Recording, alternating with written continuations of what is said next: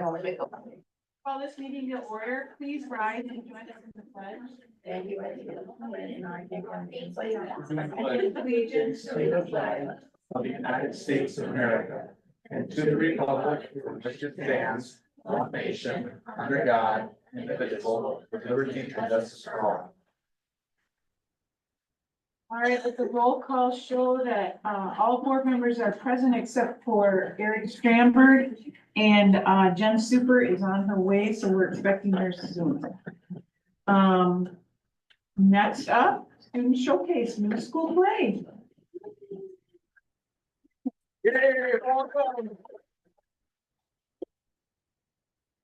My name's Jen Gruber. I direct the middle school play. We performed the very end of March, so we still had some of our props and our lines were still somewhat fresh in our heads. We did a play called Circus Olympus, which is a bunch of circus troops. That's why you see them in circus costumes telling mythology stories. So this particular story, we are going and diving in the middle of it, and it's the story of Hades and Persephone, where Hades basically stole Persephone to the underworld, and Demeter, her mother, is pretty ticked that she's hanging out with Hades. So here we go in the middle of this scene. And so Zeus sent his messenger Hermes to the deep and dark underworld. It was a long, scary, moldy journey. I so totally used to do that when I was a kid. Can you touch your tongue to your nose? I can twist my tongue. That is so cool. You are so, can you crack your knuckles? I've always wanted to do that. I can wiggle my ears. You are so talented. You are. You are. Oh, hail, mighty Hades, god of the underworld. Oh, I shake and tremble in your presence. Who's this guy? Hermes, what do you want? Why are you bugging me in my eternal happiness? Right. Well, there seems to be a bit of a brouhaha over your eternal happiness. Uh-oh. Mommy got upset, didn't she? If you call stopping the growth of every little thing on Earth upset? Katie, boy, I told you we should have sent her a postcard. I have to go. But I want you to stay. And I want to stay, but when Mommy gets upset... Famine in the land, folks. Yeah, I have to go. Stay, Seffi. I want to stay. Well, I want to stay. I'm staying. Crops dying, trees dying, flowers dying. Flowers? People don't like when flowers die. But you pick them. That's different. That's what I do with time. 3 times. I don't like it when we all die at once. You don't either, right? But everything's dead here.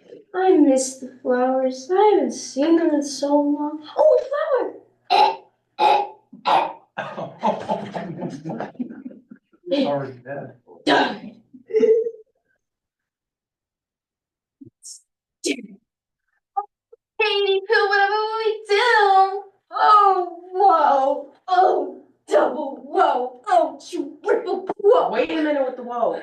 The pomegranate seeds. How could we forget? The seeds. You're so smart, Hades. You're much smarter than me. No, you are. You are. Before I toss my lunch all over this nice marble floor, can we get back to the seeds? Right. So when I went down to the underworld, Hades gave me a tour. And I saw all the spirits, and the 3-headed puppy, And Uncle Sharon. and Uncle Sharon. And then there was these pomegranate seeds. She ate some. 4. She did. I admit it. They were really good, and there's not much to eat around here. Hey, we have to do something about that. Anything for you, my sweet. You're the sweetest. You are. I'm gonna start shoving pine cones up my nose any second now. What does this even mean? Since Persephone ate 4 pomegranate seeds, she's bound to the underworld for 4 months. I get to stay. No matter what her mother says. All right, no food. Surprise. Big dumb. Wait a minute. If I don't bring Persephone back, my goose is gonna be charcoal. There are 12 months in a year, right? Right. Persephone spends 4 of them with me 4 pomegranate seeds. and spends the rest of the year with Demeter. No flowers dying. all at once. And no charcoal Hermes. Hooray! And so Persephone returned to her mother, who was not 100% happy to hear about the pomegranate seeds. But she was happy, Persephone was happy.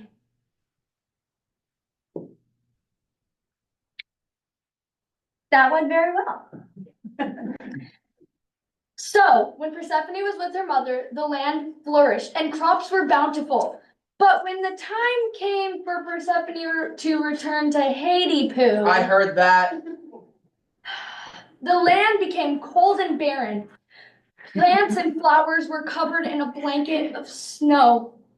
And that is how the seasons came to be. I told you it would all work out.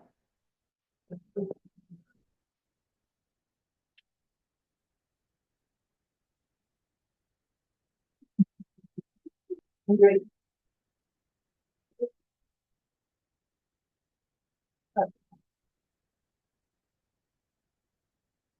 you think we could have each of you just go down the row and tell us your name and what grade you're in and anything else you want to tell us about yourself? Sure. My name is Taya Hudkins. I'm in the 7th grade, and I don't know. I really like this. It's probably the best thing I've ever been in, along with track. My name is Lydia Munns. I am in 8th grade, and this was my first year doing the middle school play through Princeton, and I thought it was a really cool experience.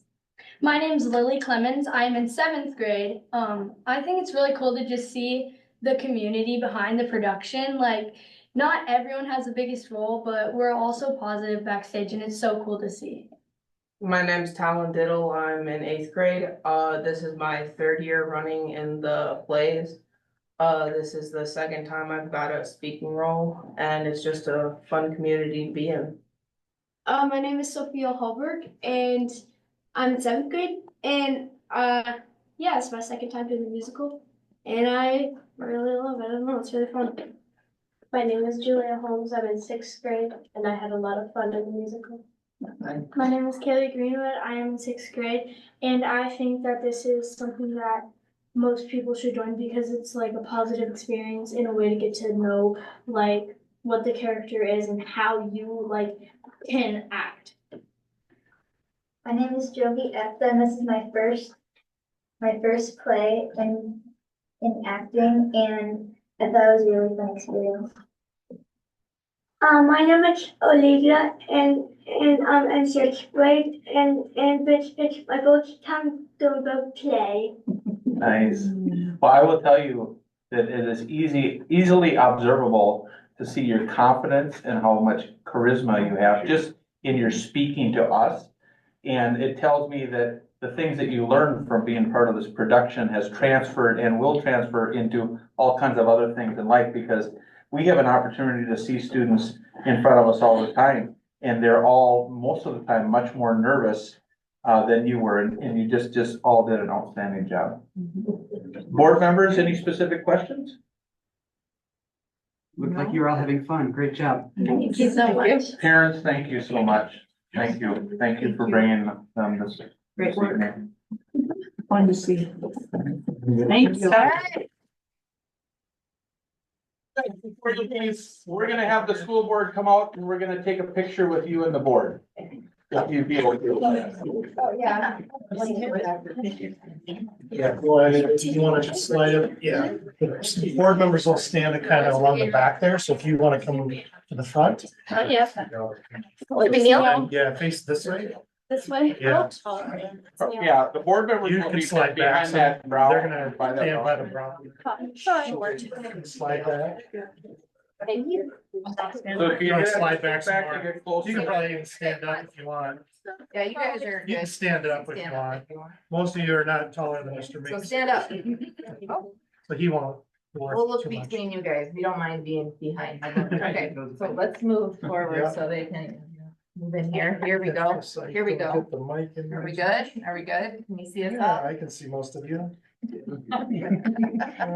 need Scott to go left. My left. Yeah, that, or, right, yeah, my left, but that's okay. And Deb's gotta go to my right. She's hiding. There we go, perfect. All right, 1, 2, 3. Good, all right. Are you gonna send that to Emily? I can, yes, unless you want to jump in. Thank you guys so very much. Yeah, thank you. Okay, thank you. Emily talks. Let's go. Thank you so much. I'm sorry, Flowers, that you died right away. Yeah. You You died very well though. Yes. Great.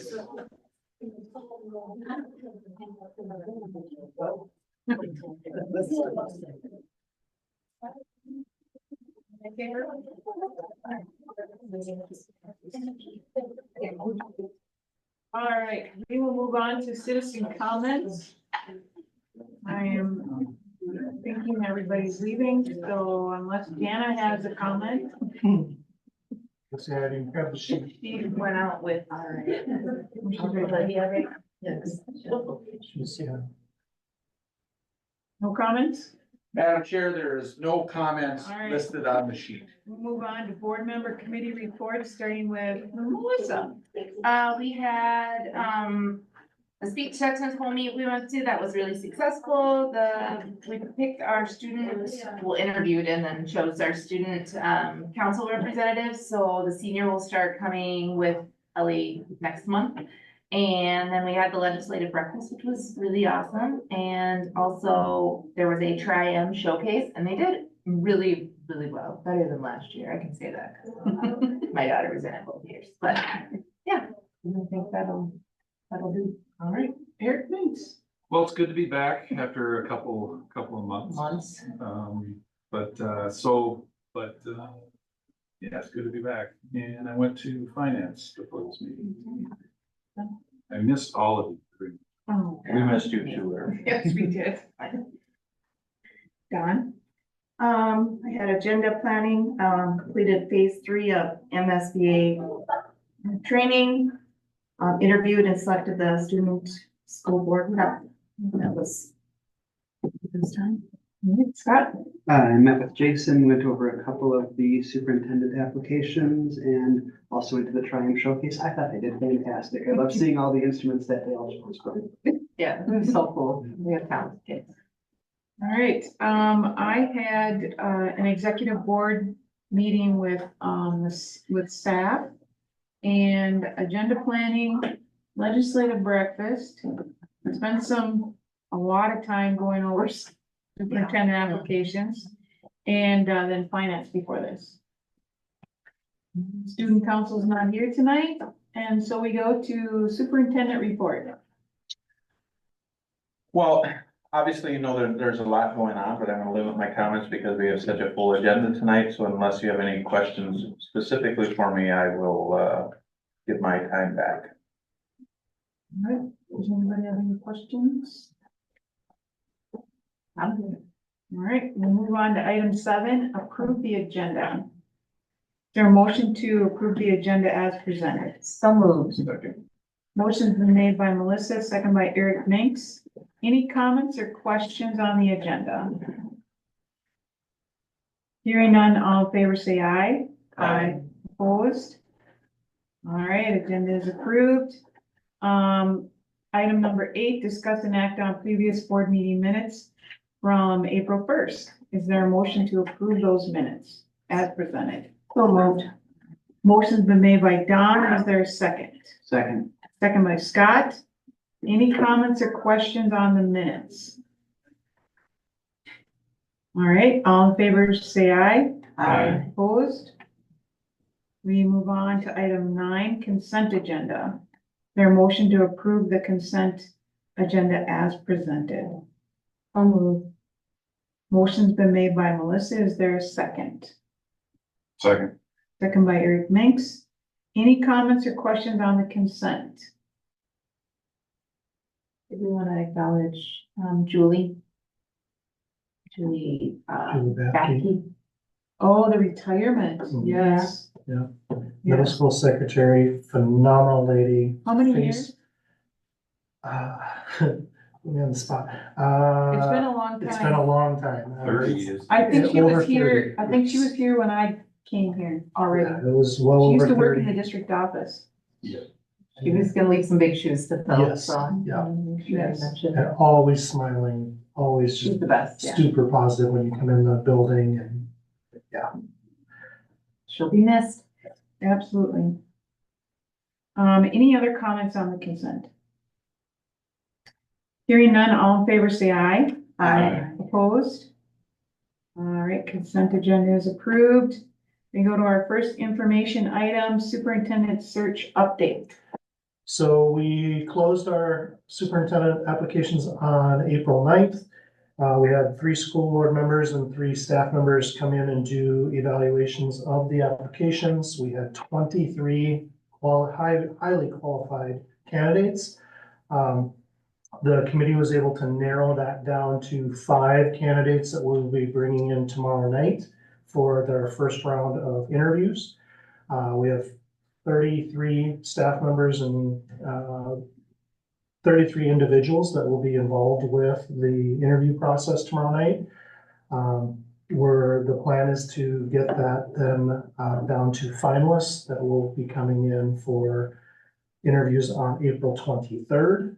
The finalists will be the ones that are announced to the public. And so once we get that taken care of and selected, then we'll go from there. All right, any questions? All right, we'll see y'all at 2:00 2 tomorrow. o'clock tomorrow. Okay, now, I know I'm not part of this, but they start at 2, right? The interviews actually start at 2:30. Okay. But the staff need to be there at They'll 2. be We there. do a brief training on interview etiquette. And then they'll be breaking out into their groups. And then each of the candidates will be doing 5 different groups, going through 5 different interview teams. We have a teaching and learning group. We have our climate and culture. We have our operations and involvement. We have a presentation group. And then we have a student group that will be asking questions of our 5 And we're candidates. splitting up the board members. And the board members are splitting up so that each of you will be in a separate grouping. So we will not have a quorum in any of those. And then after the evening, when we do get back together, we will go into closed session for discussion of private personal data. Okay, so logistically, school gets over at 1:45 there, and it's a zoo. And it's probably gonna be a zoo until what, about 1:55? Yes. Yeah.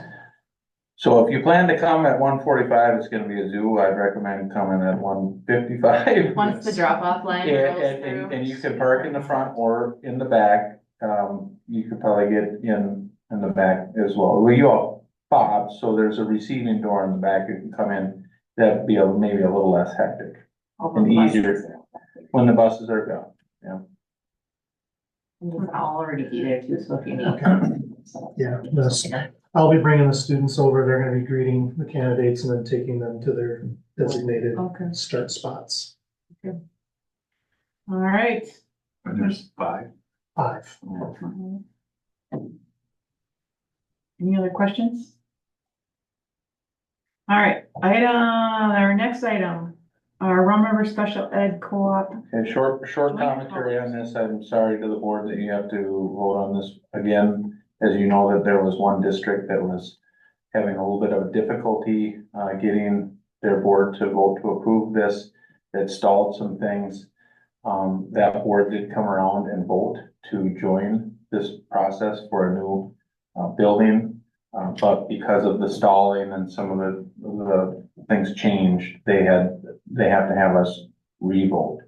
And because we have the two process, this month it's on information. You have an opportunity to review. If you have any questions, we'll get that answered for you. And then the vote will be next month.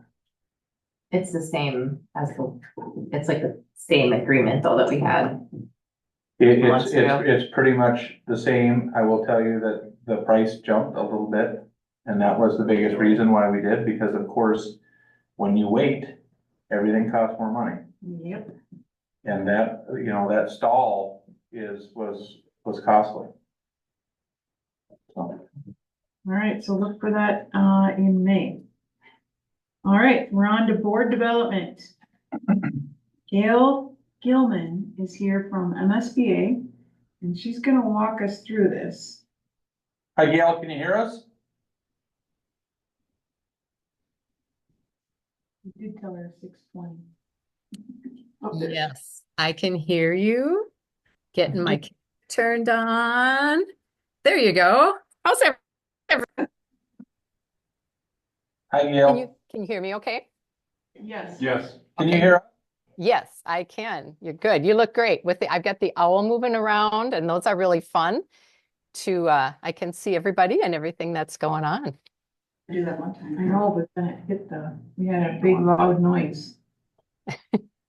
So are you ready for me to go or do you have any other introductory comments that you'd like to make? You have us, Gail, now for as long as this portion takes. Okay, okay, very good. Well, it is good to be with you. I joined on a little earlier because I saw that you had students joining you, and I'm telling you, that like really warmed my heart. What a delight. And as a former school board member, we used to do things like that. So it was really fun to see. But I'm glad to be here with you today. I appreciate the opportunity to come back and visit with you. This will be the third time to talk about your self-evaluation. And I'm glad that that you decided to take it again. This is going to be an opportunity for me to provide you with some information, but then also for you to do some reflection as well. So looking forward to our time together today, and a shout out of thanks to your superintendent and to your board chair, and also to Melissa for some of the background work that they did in helping make sure everybody took the evaluation and getting things coordinated for this evening. So I've not met all of you before. I know that there are some new faces on the board superintendent team. I'm going to tell you a little bit about myself first, and then we'll let you do some introductions, and then we'll kind of dig in with the self-evaluation, kind of get the stage set first before we do.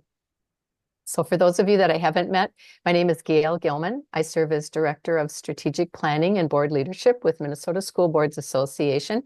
And we continue to be so grateful for you and your ongoing membership in the association. It's always a pleasure to serve you and help provide resources for you as well.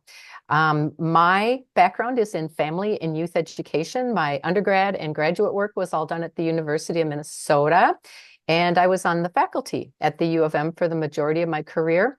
I segued for a few years and I worked with Minnesota Board on Aging, which was perfect for me because my mom is going to be turning 96 in just a few weeks and is needing a lot more care. So I'm putting a lot of those skills to work where before I was teaching people and now I'm actually getting to put that into practice as well.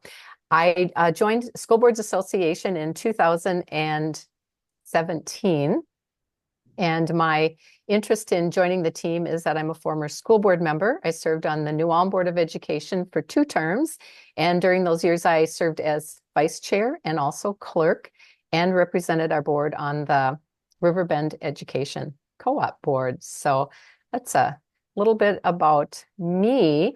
Let's just go around the room and let you do some introductions. Tell me who you are, how long you've been on the board, and if there's anything else, like what do you do when you're not a school board member? Doesn't have to be lengthy, but just maybe some key things that you'd like to share. So who would like to go first? Would you like me to? Yes. Okay. Gail, okay. Yep. All right, I'm Scott Bowman. I've been on the board for 4 months. Okay. I am not on the board. Neighboring district. I teach science in the neighboring district of Ogilvy. Very neat. Very good. Thanks. Well, welcome as a new board member too, Scott. I hope you enjoy it as much as all the rest of us have. I'm learning a lot. Yes, very good. Don Bordeaux, this is my 5th year being on the board. And my husband and I have a business. I also work at a church in town part-time, and then I have 2 boys. One is at NDSU and the other one's a sophomore at the high school here. Okay, very good. Thank you, Dawn. My name is Deb Alm, and I've been on the Princeton School Board for somewhere around 30 years. And I am retired now, so I keep busy. I do daycare for my 3.5-year-old grandson, and I also am a part-time CrossFit coach and involved in the food pantry here too on their board. So very good. Thank you. And Deb, I think you get to participate. You were here for the other two board self-evaluations too. I remember that. So very good. Thank you. My name is Eric Minks. I'm in my 14th year. Okay. And I'm retired police officer after 25 years, and now I am farming. That's an interesting switch, Eric. Very good. And I like that because I'm a farm girl. So anyway, but I'm Melissa Lynch. This is my third year on the board, I think. Okay.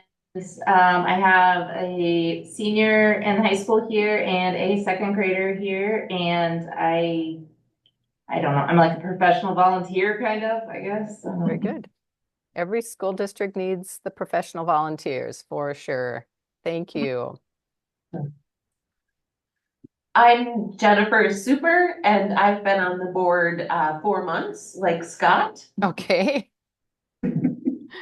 I guess, professionally, I'm an emergency manager. I work for the judicial branch. Okay. And I have 2 children in the district. Okay. Very good. Well, welcome to you as a new board member as well. Good to have you aboard. And we have one board member absent here tonight, so that's everybody. Okay, sounds good. And we're going to let your superintendent do a quick intro too. My name is Ben Barton, and I'm in my 7th year as superintendent of Princeton Public Schools and my 13th year total.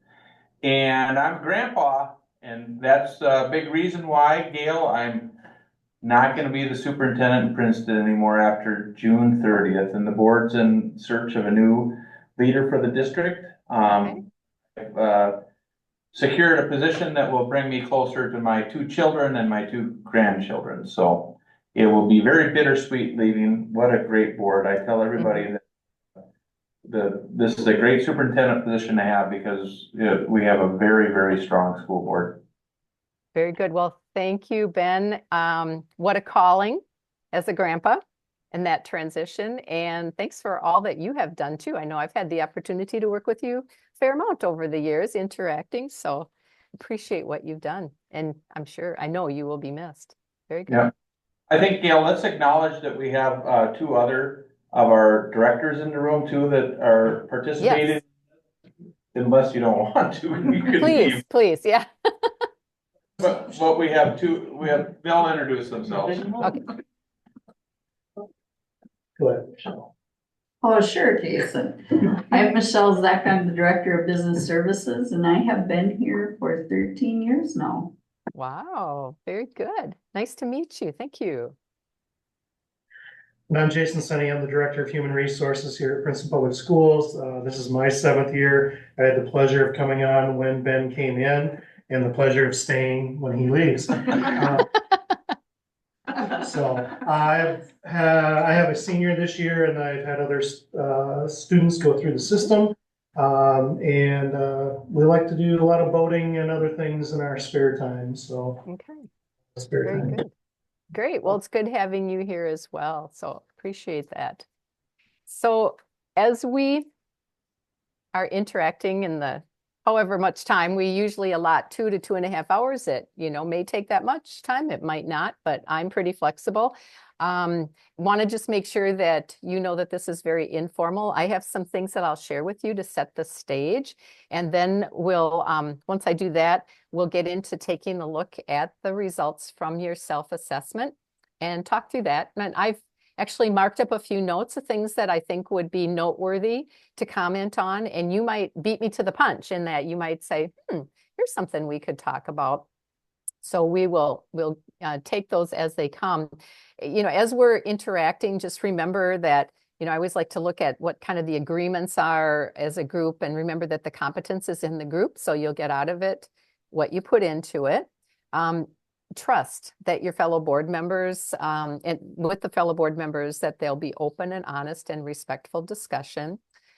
Listen for understanding. And every time I mention this, I always think about my own school board experience where we had a board member who was really a mentor to me, was a seasoned board member, was the John Deere implement dealer in town named Don Potter.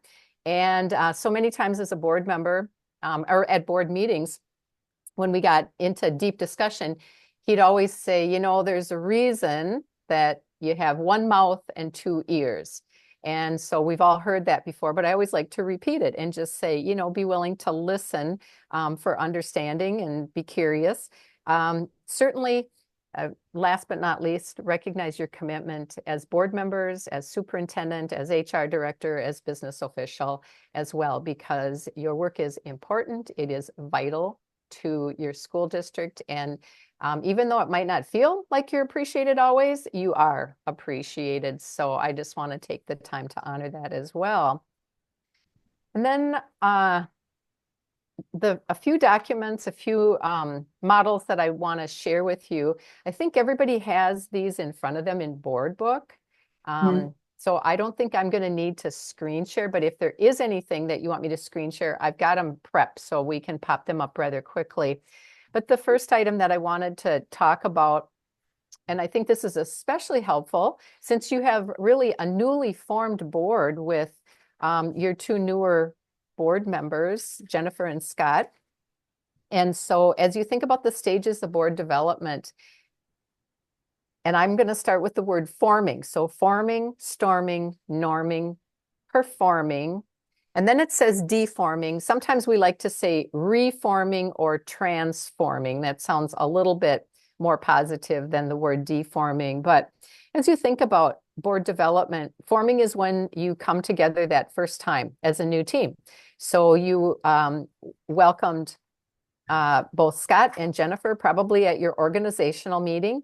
And it might have been that they've had attended board meetings prior to that just to watch, but that was the time when you really were at that forming stage. You had the new faces at the board, and it was a time of kind of getting orientated. You did some things probably as a board team, but also they did some things too with some trainings and things like that. And so this is that time of getting to know each other. And then we recognize that boards will sometimes move into what we call the storming phase. It's kind of like, you know, you got a lot of questions. It might be a little chaotic. There might be, you know, a lot of information that you need to provide for new board members. Could be a review for seasoned board members or ongoing board members. And it's a time where there's could be a little bit of push and pull, maybe, maybe not. Then usually boards will move into what we call the norming stage, where there starts to be a lot more agreement on how the group works together. It's kind of moving from me as a new board member when I needed to learn a lot, to we, where things are starting to kind of click and come together. You get into a bit of a routine and you start knowing what's going to happen at board meetings and what expectations are and things like that. The next stage is performing, and obviously that's the stage that you want to be in most of the time. And that's when things really start clicking. And who was it, Deb, that said you had just been at, did I hear you say you were at phase 3 recently? That was Don. Or Don said that. Okay. Don. So for Don, I'm sure in phase 3, they must have talked about the performing stage a little bit. And did they talk about sometimes you're clicking so well that things move quickly? And I don't know if you remember that discussion. I'm guessing that was probably one of the things that my colleague Katie might have talked about. And so at that point in time, when you're performing, things are really clicking along. One of the cautions in this phase is that you have to remember to bring your community along as well, so that it might take some extra effort to do some explanation about how you got to a particular decision and why you're voting tonight after weeks or meetings of doing discussions and reviews and things like that. So at any rate, performing is that high productivity. And then it becomes the deforming or reforming, transforming. And that's when you say goodbye. You obviously must have said goodbye to a couple of fellow board members and probably some, you know, possibly some reminiscing or some celebrating their time. Your superintendent, you'll have a similar transition in that way when you're saying goodbye to one superintendent and welcoming another superintendent as well. So these stages are what we generally see with a group. And as you think about those and hear that description, does anybody have any thoughts about where you see yourself right now? Well, I think everybody might be in a different stage, and so, but I think, like for you, you're not even on the schedule anymore. Oh, still learning. I think as a group, we're probably norming. Because, you know, with 2 new board members, I think we're getting in the groove. But I mean, as a group, there's always room for improvement. So. Okay, great. I would have said, so we'll move Norman right along. Norming right along. Okay, good. Anybody have any other comments that you'd like to suggest based on the board or the stages of board development?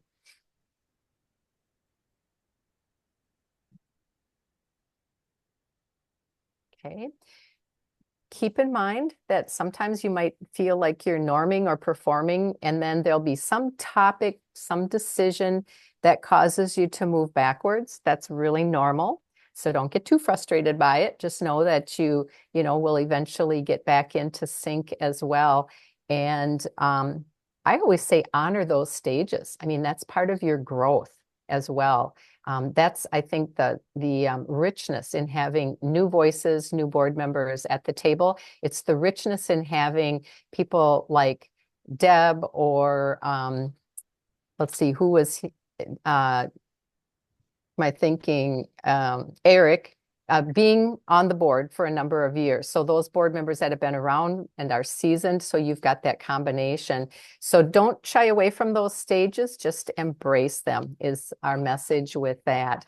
And recognizing that that's part of your growth as well. The next model that I want to share is the board governance model. And you get to see this in phase 1. So your new board members, Scott and Jennifer, if you went to phase 1, I'm guessing you probably did. You probably got to see this, and it's also included in phase 3 as well. And the messaging behind this model is that on the upper left-hand corner, your role as board members is to govern. You set those expectations and parameters, and on the top of the circle under the word establish, you'll see those words, expectations and parameters, and also having a strategic plan or goals in place that you are moving towards within your school district. And then the lower half of the circle are the responsibilities of your superintendent, who manages, provides the leadership and the supervision of whatever your goals are or whatever you have in your strategic plan. So it becomes a partnership. You cannot operate as a board without your superintendent, and your superintendent cannot, and staff cannot operate without you as a board. It's kind of a unique partnership, and the dotted line indicates that there is movement between. So it's not just your superintendent acting in a vacuum or board members acting in a vacuum, but there's always conversation. And so as there are activities related to whatever your goals are within your school district, you will have updates probably from your superintendent or from other staff members explaining what's happening, so that you as board members are in the know and can be assured that those expectations are being put into place. Any observations or comments from board members on the board governance model?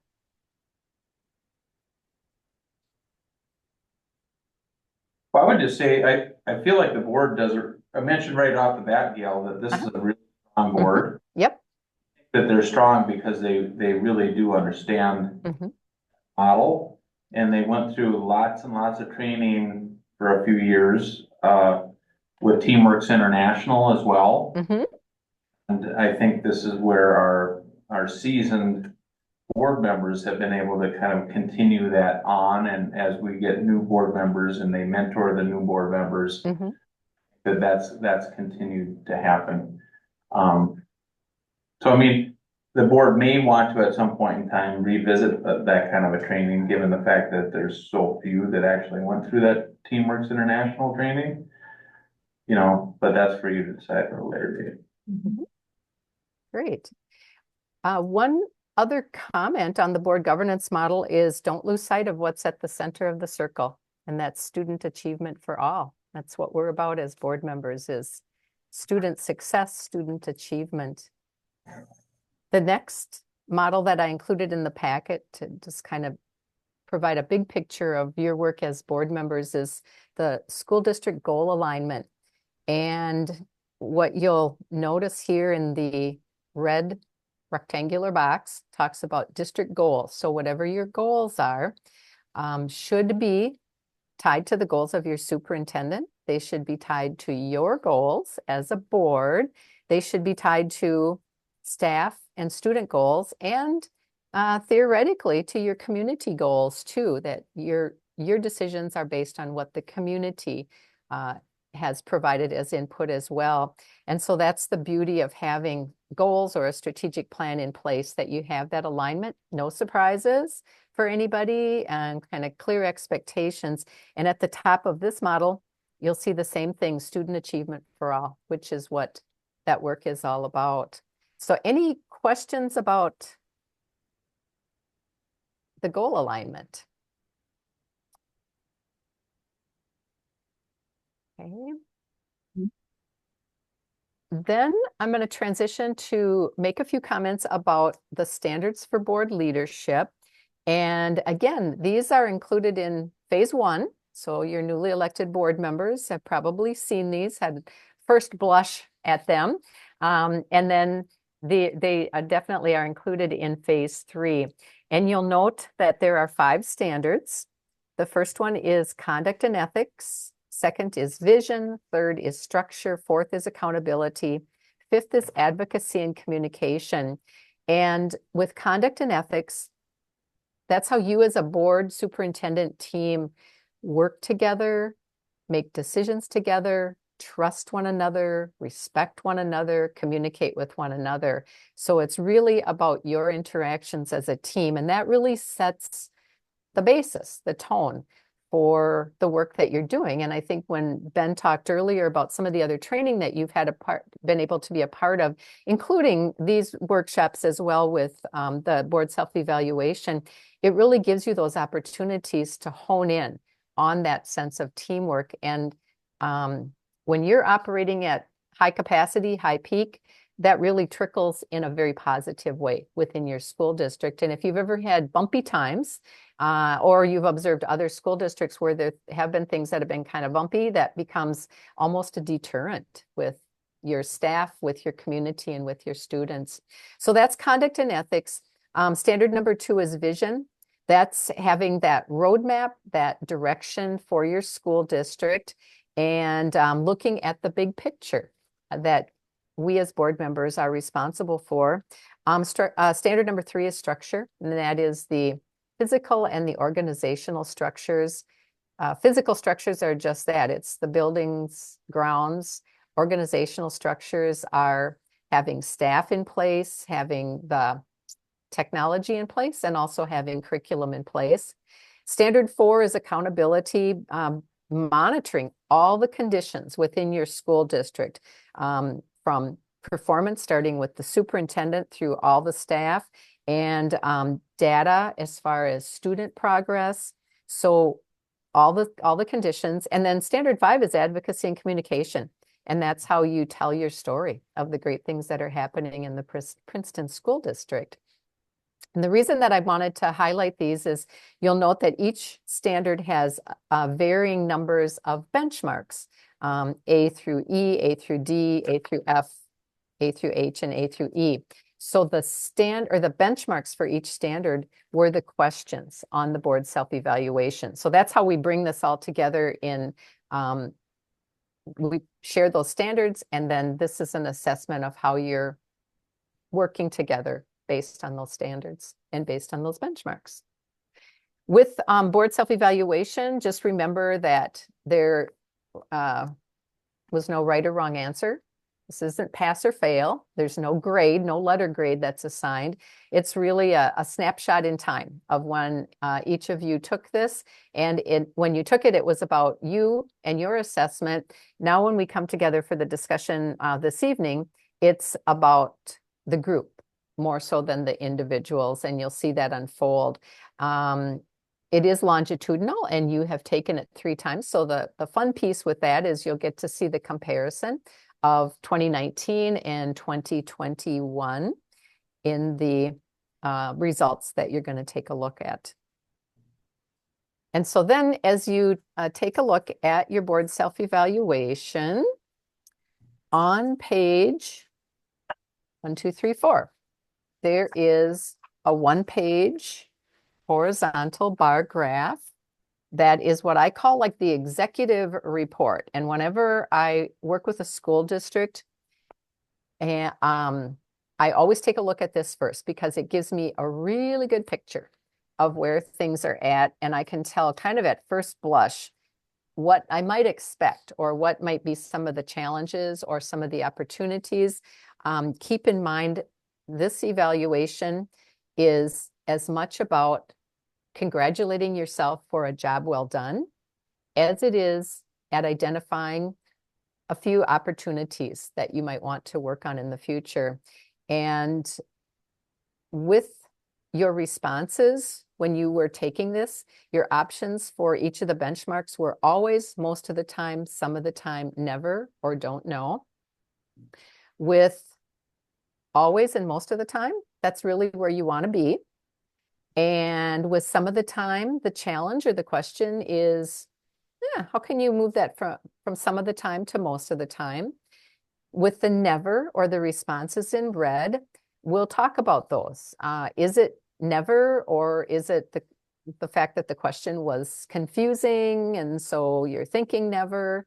Maybe you haven't been on the board long enough to talk about that benchmark. And then with the responses in black, don't know. It's like, I don't know. And it could be responses from newer board members or any board member for that matter. And so the idea being that you want to move your responses to the always and most of the time. With that said, your results are way above average as compared to a lot of schools that I work with. And I've worked with well over half of the schools in the state with this particular tool. And so some of my observations is there was a trend towards the positive in every category for you from 2019 to this point in time. So I thought that was a positive. The other thing that I also know just from doing so many of these is that for boards who have at least 50% or greater of always and most of the time, it's an indicator that you truly are high performing. And so I think this also speaks very well for where you are at and where you will continue to be at as a team. And so you should be very, very proud of that. The responses here are reported in percentage. When we move on to the next pages, you will see the number of responses per individual. The reason we do percentage here is because there are varying number of benchmarks, as I mentioned before when I said A through E or A through F or A through H. So I've calculated these in percentage so that it becomes an apples to apples summary for you so you can do the comparison.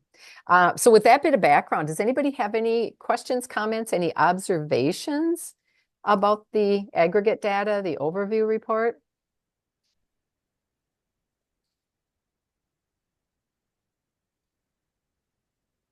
Anything you're wondering about?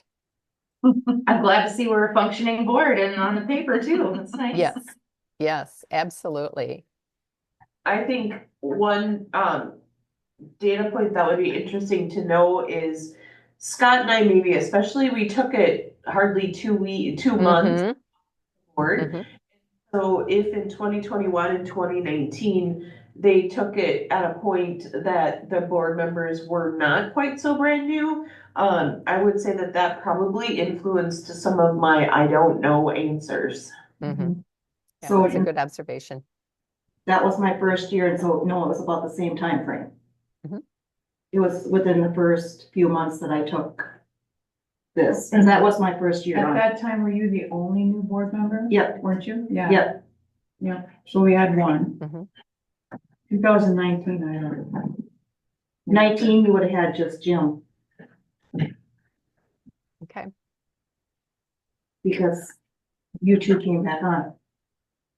But did Sue come on with Jim? Nope, Sue Stramberg, Chad. Oh, they Christine were just went off, together. because Chad and That's Sue just right. went off. That's right. Yeah, I don't. Mhm. Yeah, So, so yeah. good observation with that. 2021, yeah. I'm trying to remember where in the standards a couple of my I don't knows were, because I feel like it was later on in the survey where I was really like digging deep to figure out, okay, do I really know this answer to this question? Mhm. That's where I got to a few of the I don't knows, but Mhm. like I felt just interacting with this board, like just coming on, conduct and ethics, that was a no-brainer for me. Like, it seems like everything I observed before getting on the board and then coming onto the board, like we all like, generally speaking, and respect each other. Yep. Very good. Well, let's dig into the next pages as we take a look at each of the standards. And just to kind of set the stage for what you'll see on each page. So you'll always see the standard number, standard 1. You'll see the name, conduct and ethics. You'll see the benchmark of success. In this case, on page 5, conducting board and district business in a fair, respectful, and responsible manner. So that was the benchmark. And then the questions that relate to the benchmark will always be on the page. So you kind of get an idea of that's what will be your kind of your point of reference, if you will. And so the first 2 questions, basing your decision on what's best for student success and commit to a clear and shared purpose. And you are all in agreement on that, which is positive, and you should be commended for that, because I do work with some boards once in a while where that is a much more colorful response, or we don't see that kind of cohesiveness. The next page, and again, I have made some notes that I will comment on, but I'm going to encourage you to comment as well if there are some things that you're wondering about. The next statement that I will comment on is number 6. Talks about having a defined process for gathering input prior to making critical decisions. So you've got a couple of some of the times on here, and because you've got the 2 newer board members, so does anybody want to talk about what is your process when you're making a critical decision? Critical decision, superintendent hire, that's a really critical decision. Whenever you're goal setting or strategic planning, that's pretty critical. Your budget is pretty critical. So do you have a process that you follow to make those decisions? And maybe just to state that a little bit in a different way, I'm guessing that you don't just show up at a board meeting and select a superintendent or approve a budget. So how do you go about that? What is your process for some of those big decisions? Well, you mentioned budget, right? I mean, that's a decision, and our board, we have a finance committee, right? So there's 3 board members that sit on that, and we generally will go over the same information several times. And then once things come out of committee, then it would come a briefing at the board, and many times that would come from a board report or a superintendent report, or our finance director will put some things on the agenda. Mhm. And then it will always come as information, and then it would be a final vote. And budget is a prime example of our boards. We're super methodical about it, and we kind of go through that circle a few times before we actually vote.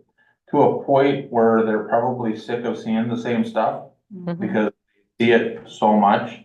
But we take several months to kind of go through that, and it goes through several different channels. Perfect. That's a great example, and that's really what we're getting at. And it doesn't need to be the exact same process for every critical decision, but to have that process and helping board members understand, especially your new board members, but making sure that's an agreed upon process. And so, sometimes it is going to be kind of over and over and over, talking about little pieces related to the budget. It could be having other staff come in and give presentations on particular topics for, another critical decision. Let's say it's a facilities discussion. And so just knowing that those decisions don't happen on a whim, that there usually is a process. The second statement that I wanted to comment on real quickly is number 7, and an annual assessment. And that's exactly what you're doing this evening. I'm not sure if you have other processes in place. MSBA for other years, MSBA recommends that you do something intentional on an annual basis. And it certainly does not have to be what we're doing this evening, but at some meeting at least once a year, to just be intentional about sitting back and saying, hey, how are we doing as a team? Is there anything that we need to address? Is there anything that we want to, implement a change or done differently? And so I'll just pause for a second. Do you do something like that at least annually, where you have some of those conversations? We set our board goals, but I don't think that that's. Not necessarily annual. Okay. So just food for thought to maybe do something like that. I would also suggest that with 2 new board members, maybe in a few months from now, do a check-in. Make sure everybody feels like things are moving ahead okay. And, just an informal discussion.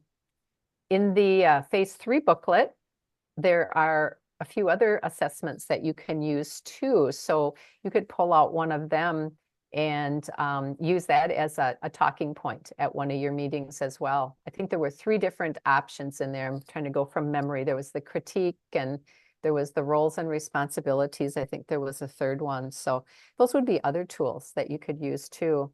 And then on question 8, it talks about setting goals for improvement based off of, what you want to do differently. For this evening, you're going to notice I'm kind of taking notes because my intent is that I'll create a summary for you. So you'll have a few ideas if there's 1 or 2 things that you want to consider implementing for the next year. But that would also be something that when you're doing your own assessment, you can have a conversation and say, okay, well, let's try this. So anybody have any comments about the statements on page 6?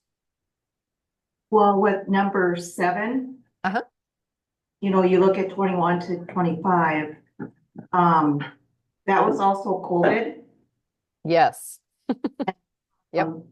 Understanding when I came onto the board that you, prior to like 20, you guys were doing training on different things, and then that's when you put in like the mentor handbook. There's a lot of different things, and then COVID kind of came in and then rolled it out, and I guess maybe some of that just hasn't come back, or so.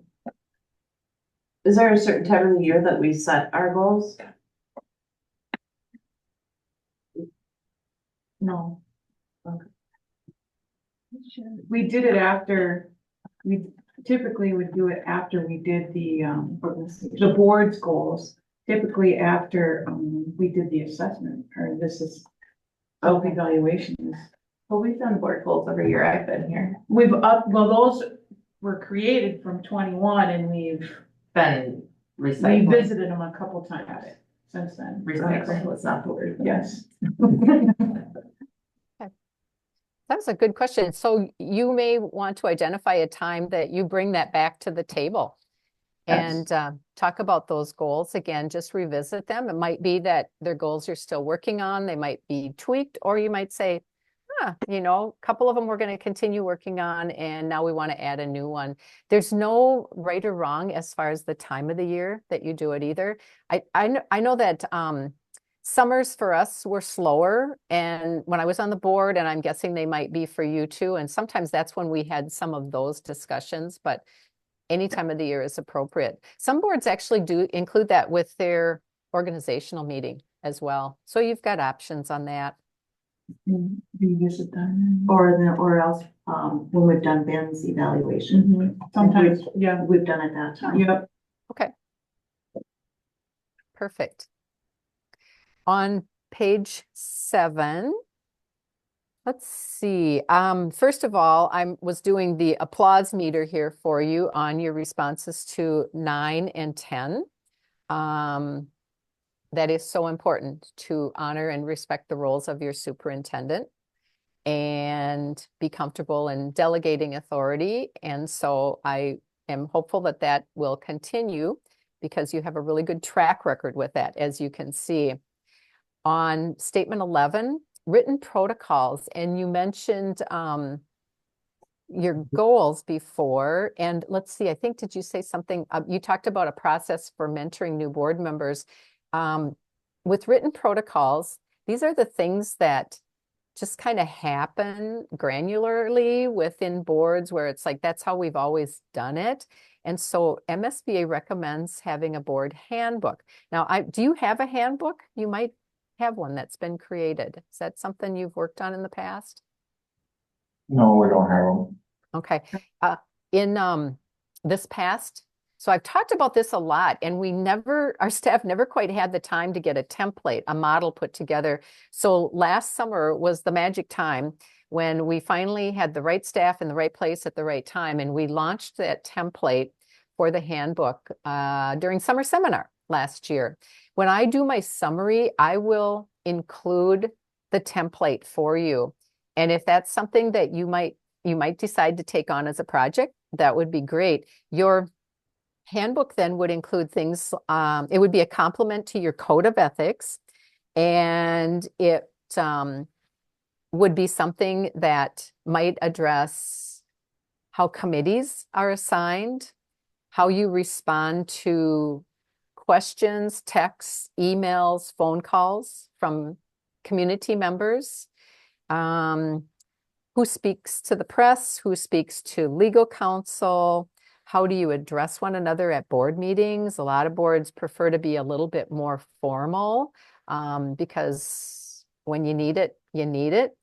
How do you get items on the agenda?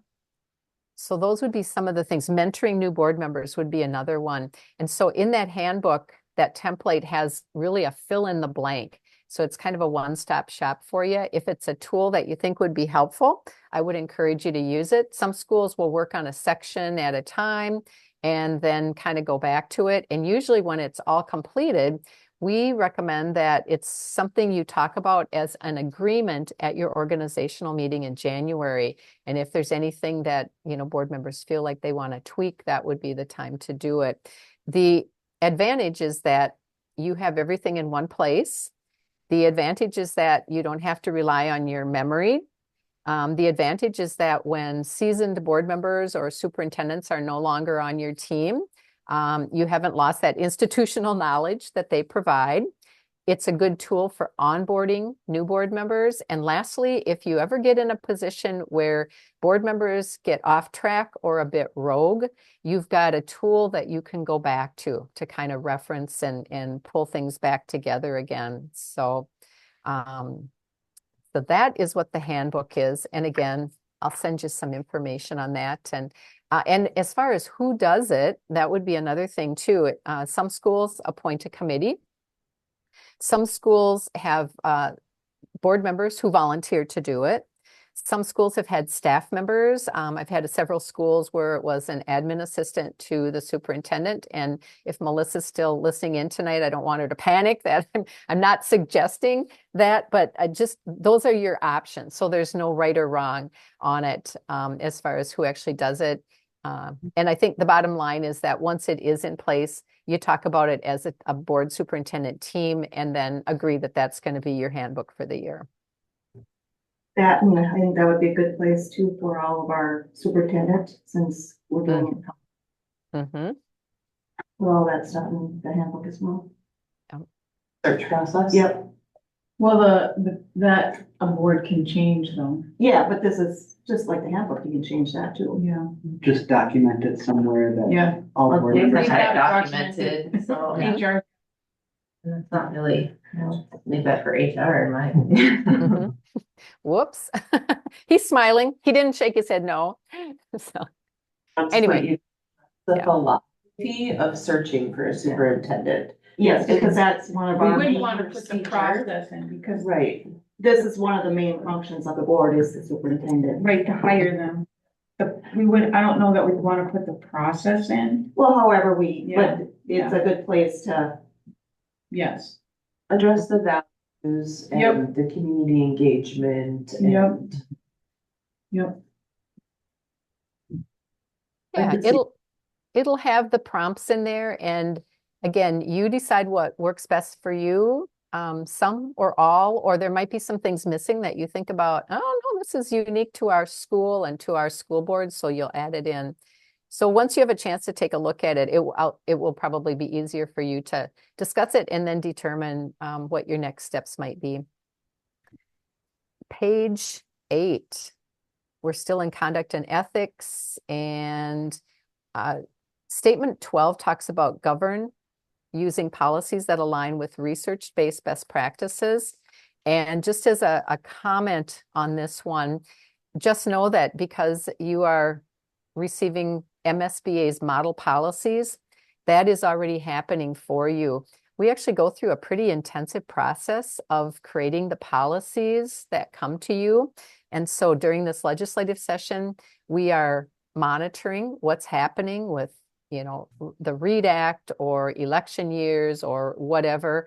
And once the legislative session adjourns, then our staff kick into gear and start creating those model policies. It's done kind of in a team effort, depending upon the topic and who has the expertise.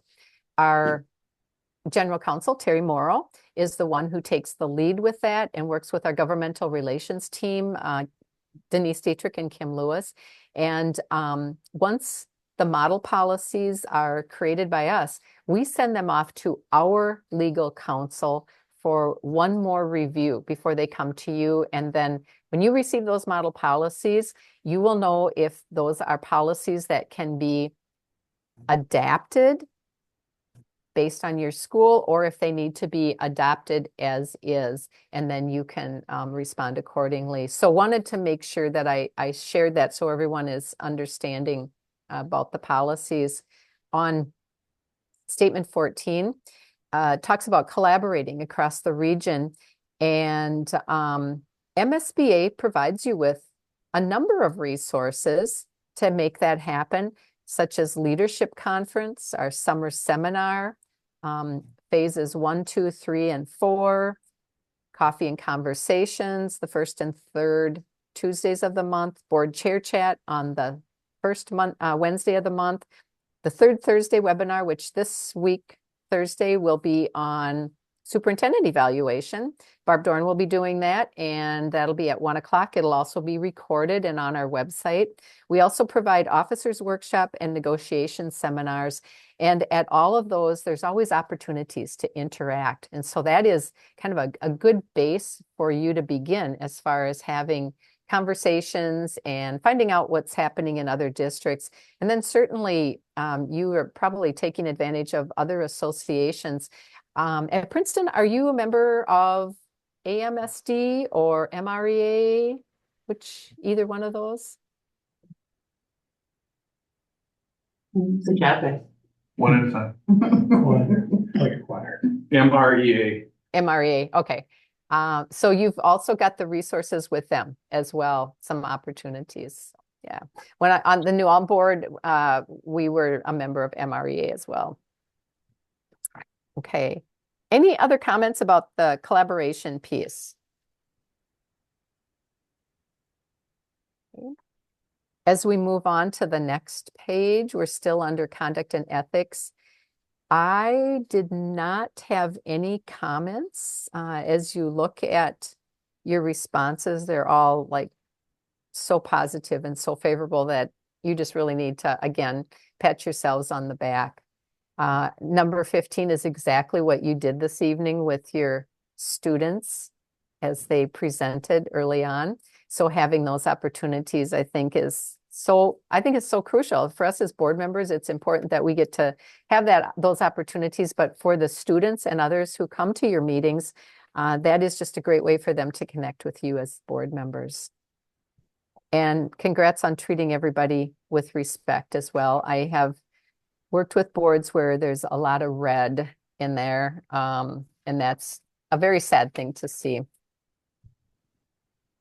As we move on to page 10, this is the last set of questions, last set of benchmarks under conduct and ethics. 18, that mutual trust and commitment, that is awesome. 19 talks about professional development. So my messaging always is to invest in your professional development as board members and as a board superintendent team. It educates you, it informs you, it sets a precedence that you're wanting to know and learn as much as you can about your role. And it sets a precedence in that your staff are part of, they have their professional development opportunities, and it's just the right thing to do. So it doesn't have to be attending expensive conferences or trainings. It could be something as, we're doing this evening, and there might be other opportunities, but do take that time. What are some of the things that you have done with your own professional development? Is this as the group total, or is this Sure. like? It can be individual or group, yeah. I think I've done all the phases and remember, what is it? What are the training board or not board training? What is it? The officer training? Good officers. Okay, great. Well, our newbies, we did 1 and 2. Mhm. And actually, as their board mentors, the 2 that are mentoring the newbies also did phase 1 and 2 again with them. So Neat. I did 3, yeah, and then Scott will do that in the fall. I think one thing, we try to all go to the winter conference together. Okay, Yay. I've attended the summer one, okay. and then, A couple of us went to MREA's and then, in the fall, their annual fall conference. Okay. And we, for board members that religiously go to the SAP meetings every Yeah, we couple months. belong to the That's staff where it's at. also. Okay. I personally enjoy the coffee and conversation. The legislative updates that Denise and Kim give, I learn a lot from those. I learned the same. Those, if you guys aren't Yeah. watching those, you should. It's Absolutely. way smarter than breaking down. and then the recordings, because you can't always. Yeah, that's what There I. is recordings, yeah, yep, so if you can make it. What we're doing now is development. I mean, we just Yep. had a legislative breakfast where we hosted legislators at our high school, and the board put that on, and we learned a lot from legislators, Hopefully they learned a lot from us. hopefully. Very good. So it sounds like you have really been putting a priority on the professional development, and I know that you'll encourage your new board members to do the same.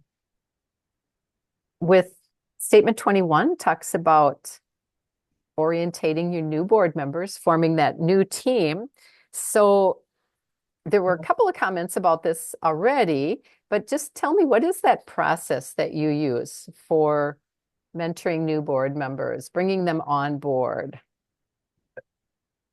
We have a handbook. Okay. I know there's some parts, there's part of the MSBA There's lots of, checklist. yep, there's lots of resources attached to it. Some of what, I think some of it is from, phase 1. That's what the list is in there is from. And I think it's a real shared process as well. You got the mentor, but there's a lot of steps with the superintendent working, kind of hand in hand with the superintendent on that, with the new ones. And then, having coffee or checking in with, whoever you're mentoring. Finding out if they got questions or that they feel comfortable reaching out to you as well. That you start that open communication right away. We also have each of them have a session with or like our director, for example, like HR director will spend time going through everything, soup to nuts on HR, right? So kind of a mini like teaching lesson on what they're doing, and then it gives them an opportunity to ask questions. Same with finance, right? Michelle spends time. So the mentor and the mentee, will meet with the director level positions too. Okay. To learn specifics, nuances of that department. Perfect. Perfect. This really fits here too, but I think for each of us, our time that we spend with Ben too, coffee time. I think happens during that as well. Just not during a brand new phase, but throughout the year, we got stuff or, that we have that open communication as well.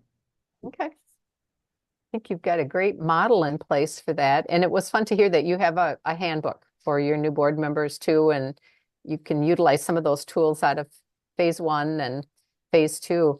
And it might be that your new board member handbook gets morphed in or and merged into that handbook that we talked about before, just as a thought you can see as you take a look at it.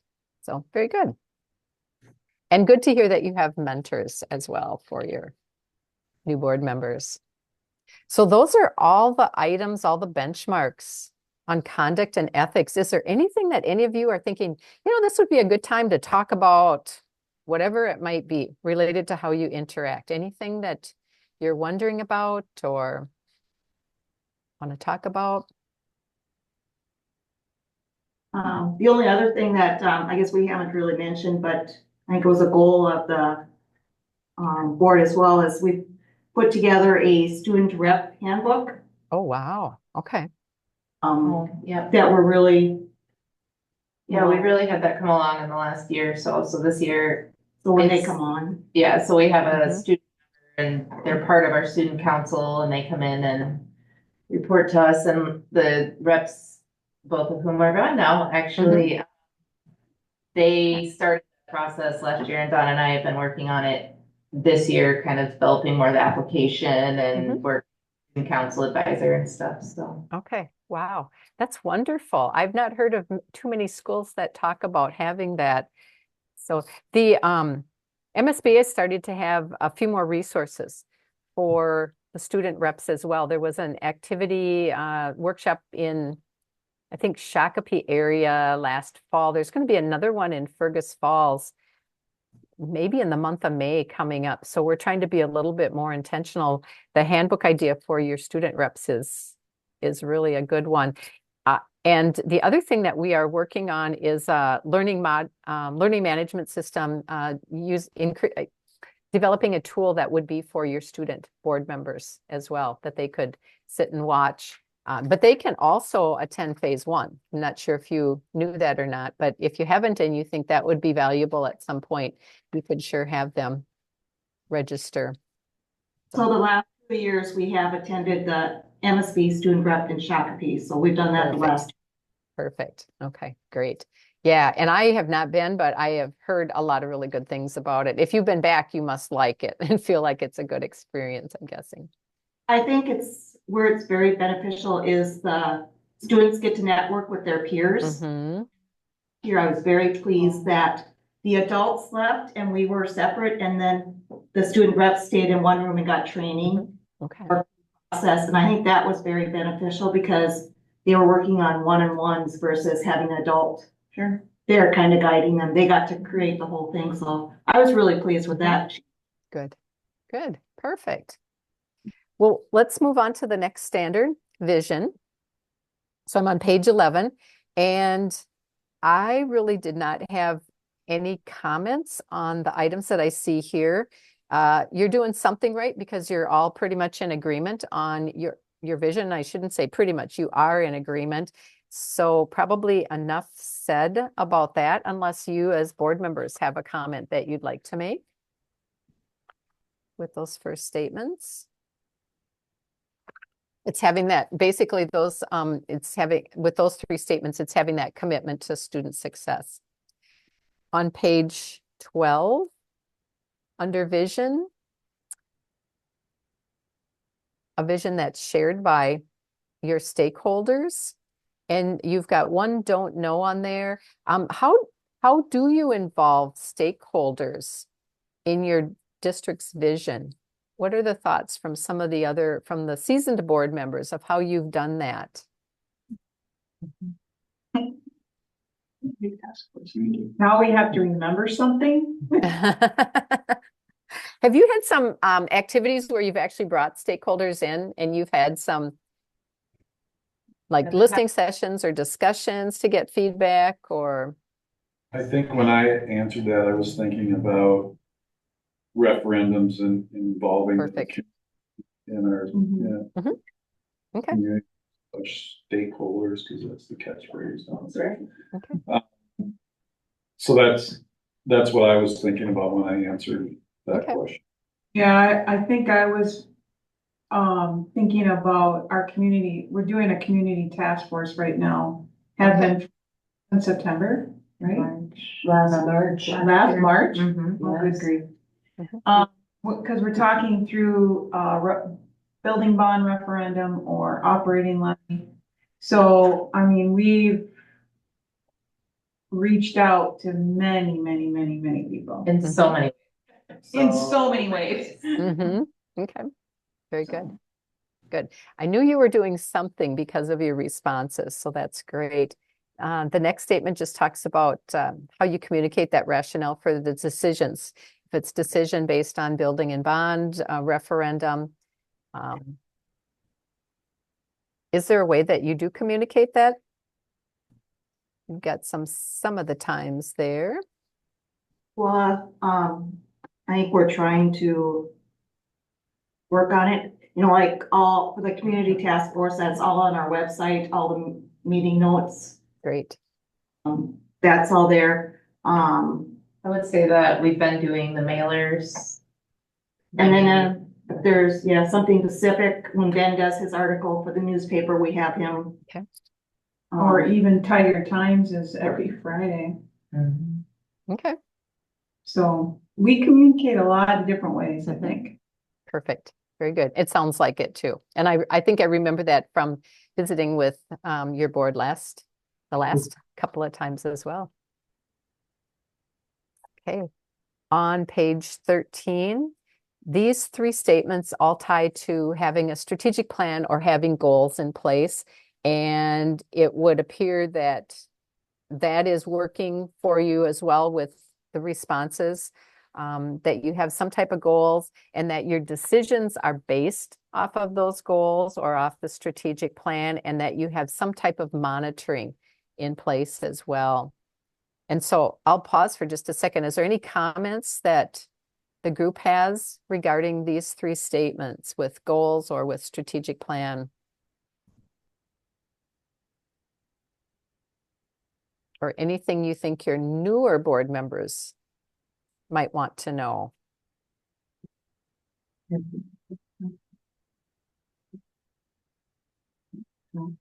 Anything.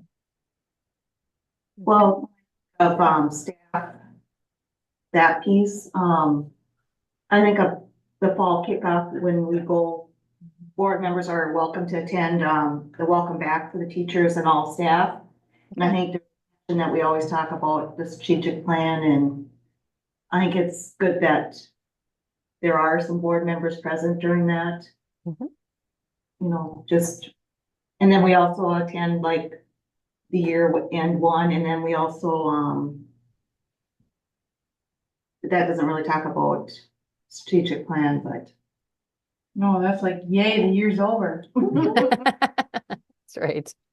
I mean, our strategic, we call it our continuous improvement plan. Okay. We don't really use the strategic plan language, but it really is something in our district that we live. I mean, we live, it really drives everything that we do. You know, in terms of like hard, smart goals associated with some of that, like the student learning piece, really, for the most part, that is our board doesn't set those per se. That generally comes from a reading and a math goal that each of our sites create because we're a QComp school district, and then we also have a district. So, you know, some of the stuff that we have in terms of having a positive climate and culture, right? Mm-hmm. We do surveys and things in the district, but you know, that could be an area if the board wanted to try and find somewhat more of an objectable way to tie numbers to it. You know, we really relied mostly on kind of our sites and our Mm-hmm. ways of doing it. It doesn't necessarily come from the board level. Okay, sounds good.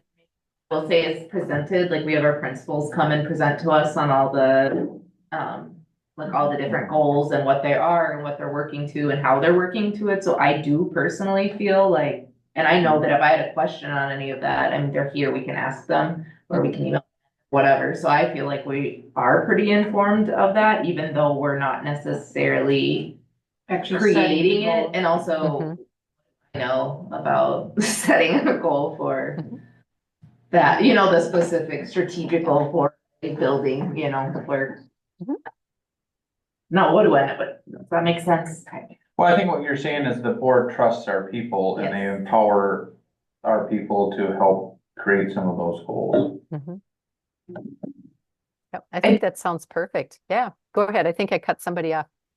I do think we're at an interesting time in our district and our community with the discussions about levies and referendums and a new incoming superintendent and the forecasted budget challenges and just the direction that education is going. So I am intrigued to see how that will influence our strategic planning and just the conversations that are had over the next year plus. Absolutely. It definitely will be something to monitor. Thank you.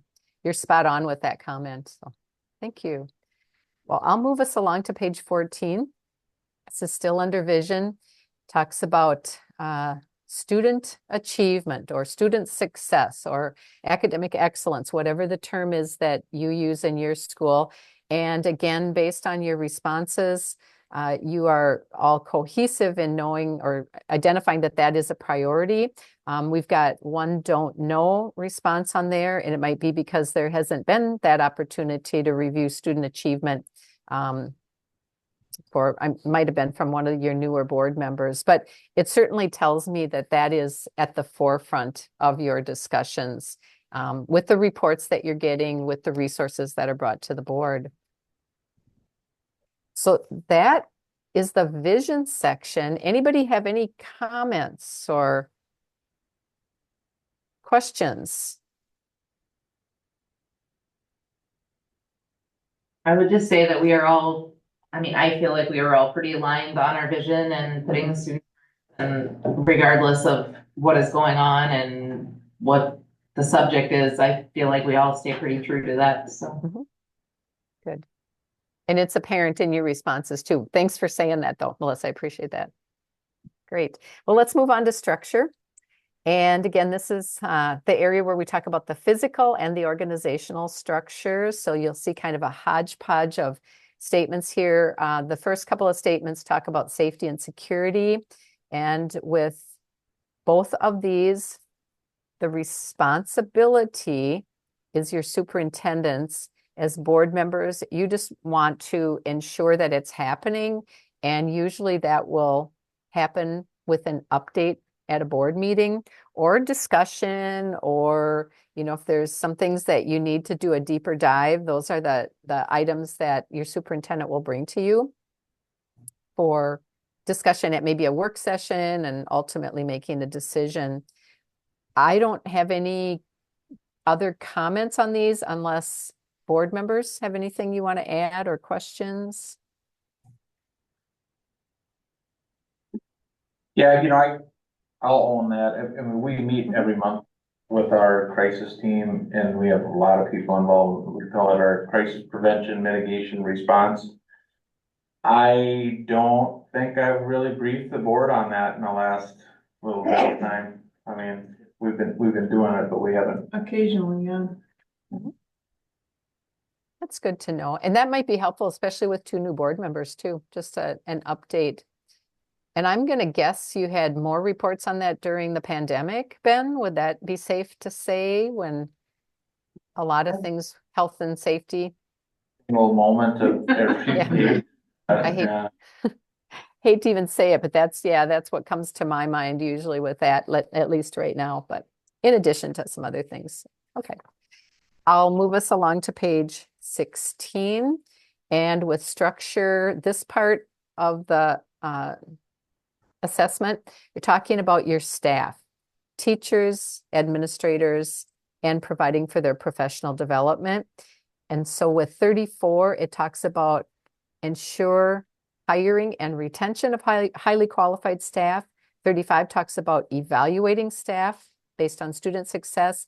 And 36 talks about staff development for your staff. And the big takeaway with these 3 questions is that the responsibility falls to your superintendent.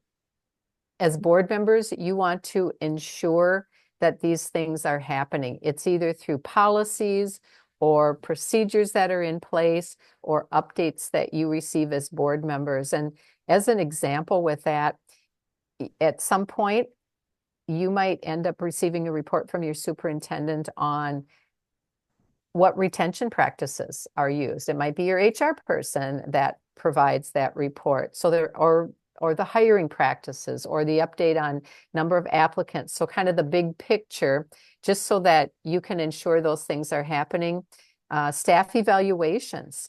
As a new board member, I was really curious about the process. I didn't need to know about the evaluations of the 2 people that live next door to me who are teachers in our school district, but I was just curious about what is that process? When does it happen? Who does it?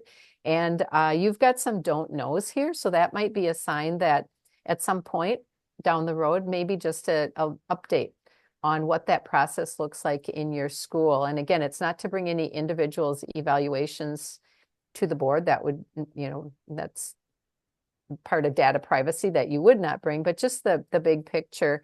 And then staff development, and you probably do have a policy on that. It might be in the 600 series on providing staff development. I'm going to guess the one staff development you are engaged in right now would be the READ Act for your staff. Does that sound accurate for your school as well? Yeah. Mm-hmm. Among all kinds of different things. Yeah. So do any board members, those of you that have been around for a few years, do you have any comments on these? Seems like you're all pretty cohesive in your responses.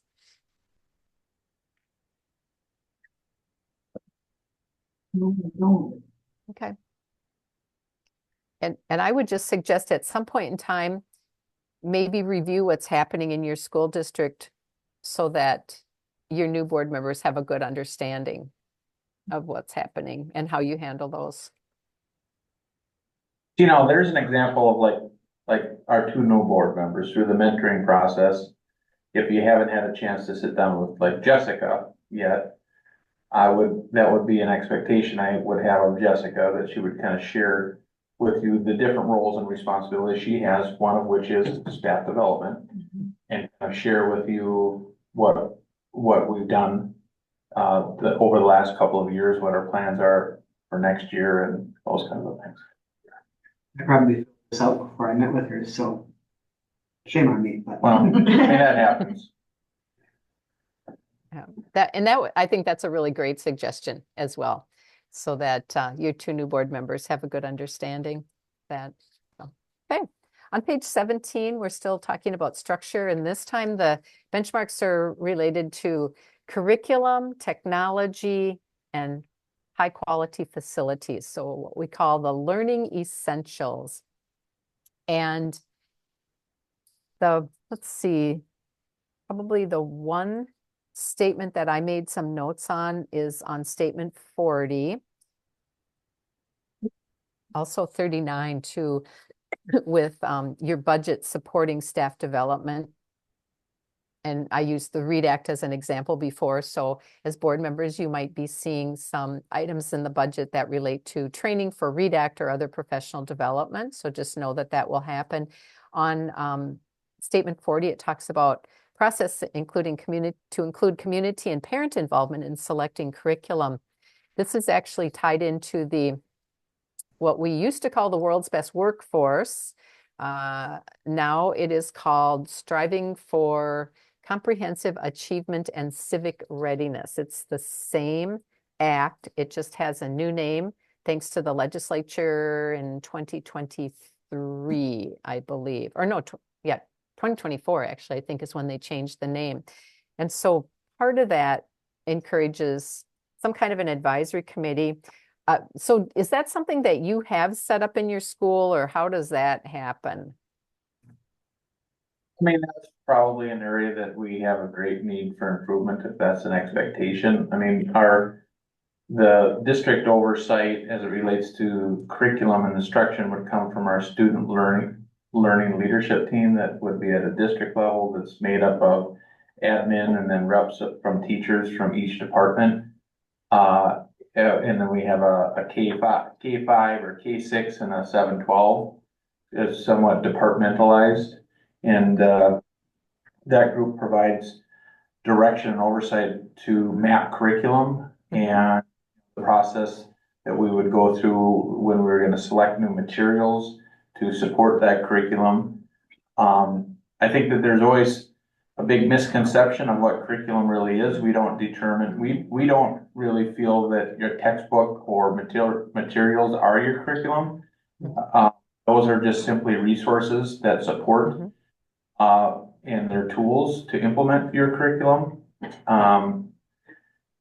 But we have tried to rely on the fact that we've had some parent representation through a different committee that used to be Learning and Living, which now is a different name, Tiger Community Connection, that would report to that student learning leadership team. I'm saying lots of words to just tell you that we need to improve in that area. Yeah. Okay. Extent you would include like the Tiger Career Academies in question 40, like talking to you, like that process did include a whole lot of like businesses in the community and setting that program up. Yep.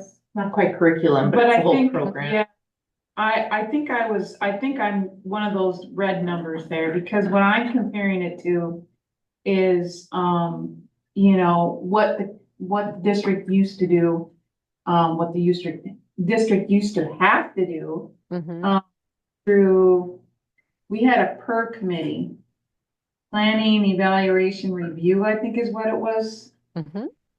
That's actually how I got involved with the school district as a parent. Wow, okay. And we did a lot of looking at curriculum. And that's what spurred me to run for school board. That's why I'm like, well, we don't do anything like that now. And whether that was good, bad, or whatever, that's kind of where I was coming from. That's why I put never, because we don't. Okay. I think the bigger takeaway on this one is if you're providing opportunities for parent and community involvement. And so I'm just going to segue back to Scott's comment. I think that there might be some other things that you're already doing or opportunities that you could consider in the future. So you talked about, was it called Tiger Connections? Is that what I heard you say? Yeah. Yeah. And so are there other things like that you can just, that you're able to say, yeah, here's where we give parents the opportunity to participate. I think and the community members, just so that you have those avenues for helping inform people what's going on in the school and helping them feel like they're a part of your school as well. Anything else that comes to mind? Parent-teacher organization? Well, I have a question regarding that. I have a comment regarding that question specifically. Sure, Eric. Is MSBA recommending that there is something that involves community and parent involvement in selecting curriculum? Because I'd be 100% against that. Really? I'd be 100% for it. Really, but that's what we have people for. But we're not, the parents, they're So not the final say, but they're on a You want the committee one of guy in the community people. that we all know I know. Involved in that? But That's who would be sometimes involved in it. Sometimes it's a good deal.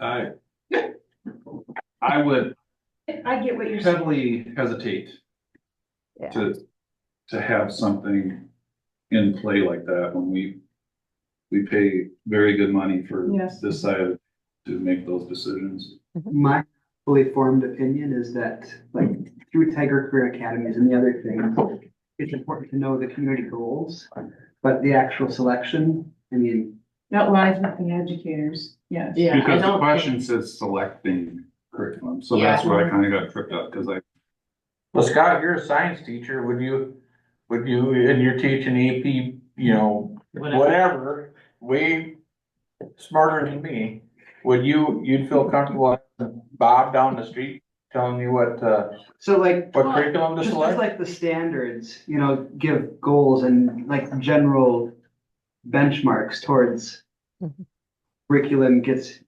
taught in the classroom, like community goals, I think are a part of that. Yeah, That doesn't mean that, like, Bob's gonna come in and say, okay, I'm gonna look at your physics textbook and, oh, there's a concept in there that I don't like, or you're not teaching electromagnetic concepts early enough. That I wouldn't want, but taking a step back and saying, okay, like, what? Like, are these meeting our standards, state and our communities? Kind of taking a step back and saying, okay, what is the community value before I, go out and consider a physics textbook or other curriculum in my class, might be a helpful resource. So we have our Tiger, what are they called that I'm thinking of, our Tiger, I don't know. Just twice a we year. got lots of tigers. it's the little, I can't Tiger think. Pride. Tiger Pride, yes, that's that we have Tiger Pride, right, that Yes, we we developed do. with, in the community. Habits of the Habits tiger. of a tiger, Yes, thank you. That was community, yes. It's been a long couple of days, guys. We have habits of a tiger, and I think that because we base so much of what we do off of that, right, which was developed within our community, It was. I think that, and then trusting the teachers, because honestly, if I tried to pick out a curriculum, which is what it said, which is why this is the way I took the Yeah. sentence, the thing too, includes community and parent involvement in selecting curriculum. I should not be picking my daughter's science, chemistry curriculum. Like, that's just a bad idea. I shouldn't. So Questions. maybe, I was gonna say, maybe it's just the way the question is worded, but I definitely think community input in saying, these are our values, and this is, okay, yeah, you gotta meet the state standard, and then these are the values that we want instilled in our kids, then that's one thing, and making sure our curriculum aligns with that, but having a parent come in and. Well, so I will backtrack a little bit. I mean, I agree with you on that. I mean, it doesn't hurt to have community to recommendate or like to. On an get input advisory, on an that's how advisory. yeah. Yeah. I mean, I'm not, like, they get the final say on what reading book we're gonna have. You guys need to change that question. Yeah. 3 words. So that was fantastic discussion amongst you. So going back to Eric's question before about what MSBA would recommend. So our messaging is having parent involvement. Part of the reason that question is in there is because that actually is in the legislation with community or parent involvement in selecting the curriculum. However, every school handles that differently. And when I was on the board, we actually had parent and community involvement, and they sat in on the meetings and heard the discussion so that they became more aware. Other schools will have the parents or community members there in an advisory capacity. And sometimes, it's a parent that really is interested, and other times it's somebody who might have a teaching background and they have an interest in that respect. So I think for you, however you handle that, right size it for you. What seems to make the most sense? You've got some avenues in place right now for doing that. So I think that's great. And so I think the bigger takeaway is, are there other ways that in addition to this one, that you could have that parent involvement? And I've heard you talk about a few examples. So anytime you can provide those opportunities, it's going to be a win-win, a benefit for you, because it's a group that you can go back to that has a good understanding of whatever XYZ topic is, and also they can help promote and inform other community members as well. So Deb and Eric, you were both right on that. There was no right or wrong with it. It's what you decide to do. Does that calls for us to have this? Should we actually draft a statement as to how we involve the community and the parents in the process? You could look at that within your handbook. Again, I think it's whatever you decide to do. If it's having something that is in writing, I don't know that it would be policy per se, but if it is a practice of opportunities, or if it's just, here are the ways families can be involved, parents can be involved, community can be involved. So again, whatever makes sense for you, just again, exploring what those opportunities might be. When I've been listening to this, I've been thinking about our policy on library books. Because there's a form out there that community members or parents can fill out if they got questions about a library book, and then we forward our media special because they're the ones that has the training. But I'm wondering if we can't do something along these lines, because as a parent, you can see the curriculum, request the curriculum that your child is being taught in each subject. And see everything that's happening. So if they got a question within that, they could submit something that would go probably to teaching and learning, and then they could review it from there and, You got 7 different answers from our board. You interpreted the question in 7 different ways. Yep. Right. And so we ensure that we're in sync with the response to that question, at least publicly facing, and move forward, I guess, was kind of where my thought was on that. And I would suggest, so I'll make a note of that when I do the summary, and that might be a topic for you to discuss as a group. Because again, there's no right or wrong. It's what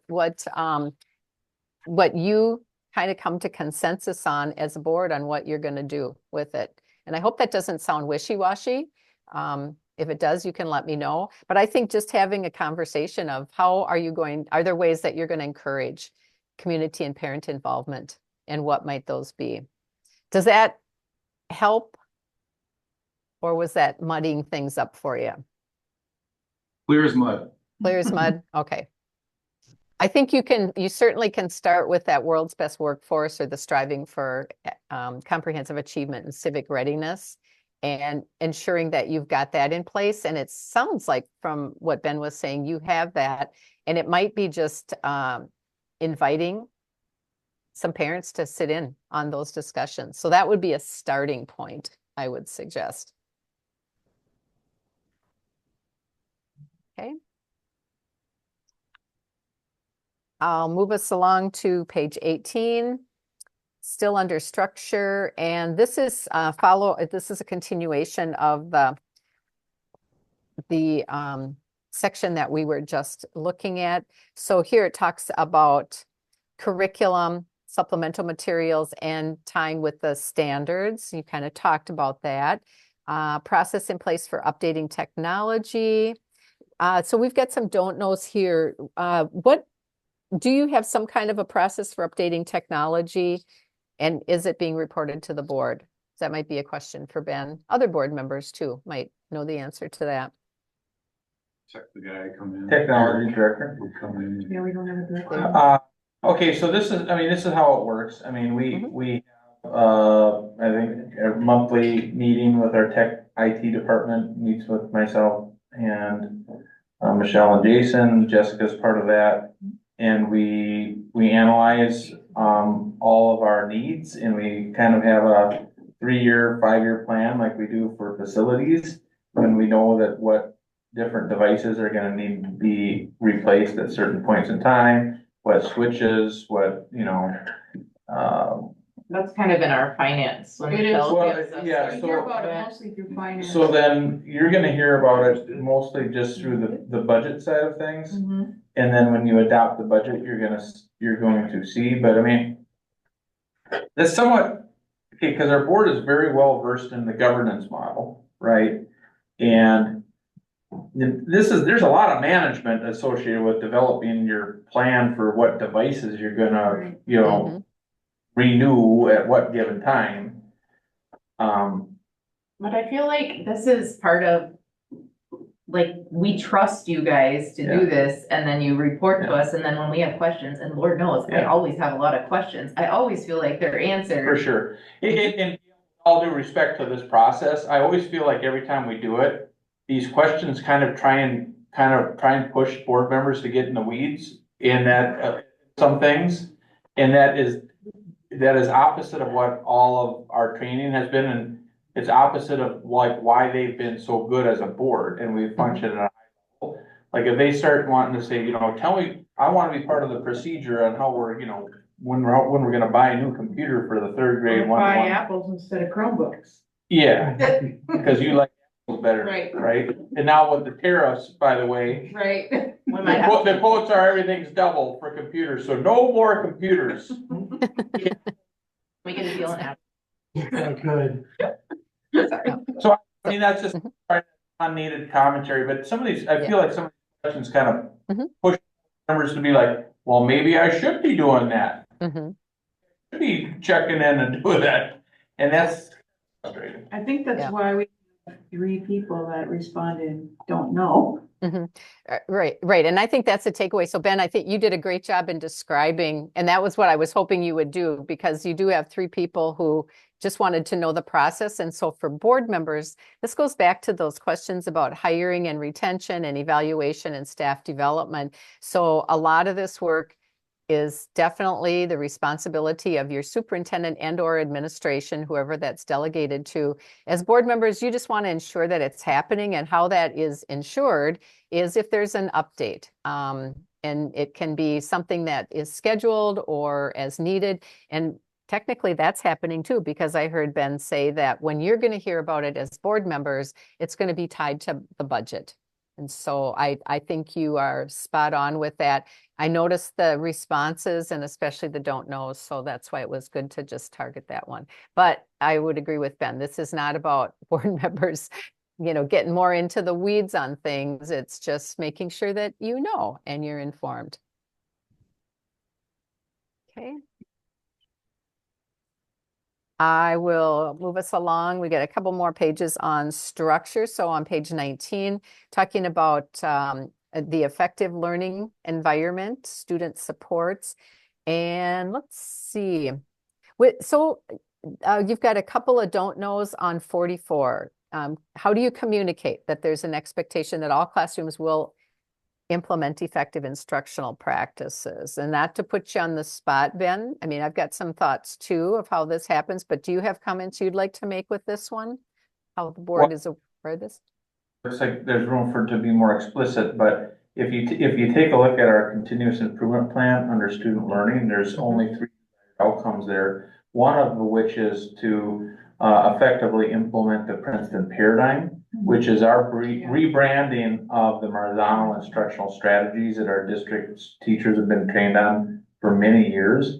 And that's what we utilize, and that's how we evaluate our teachers as well. That's how we do our peer reviews. That's what a lot of our PLCs and things are kind of based on as it relates to instructional practices.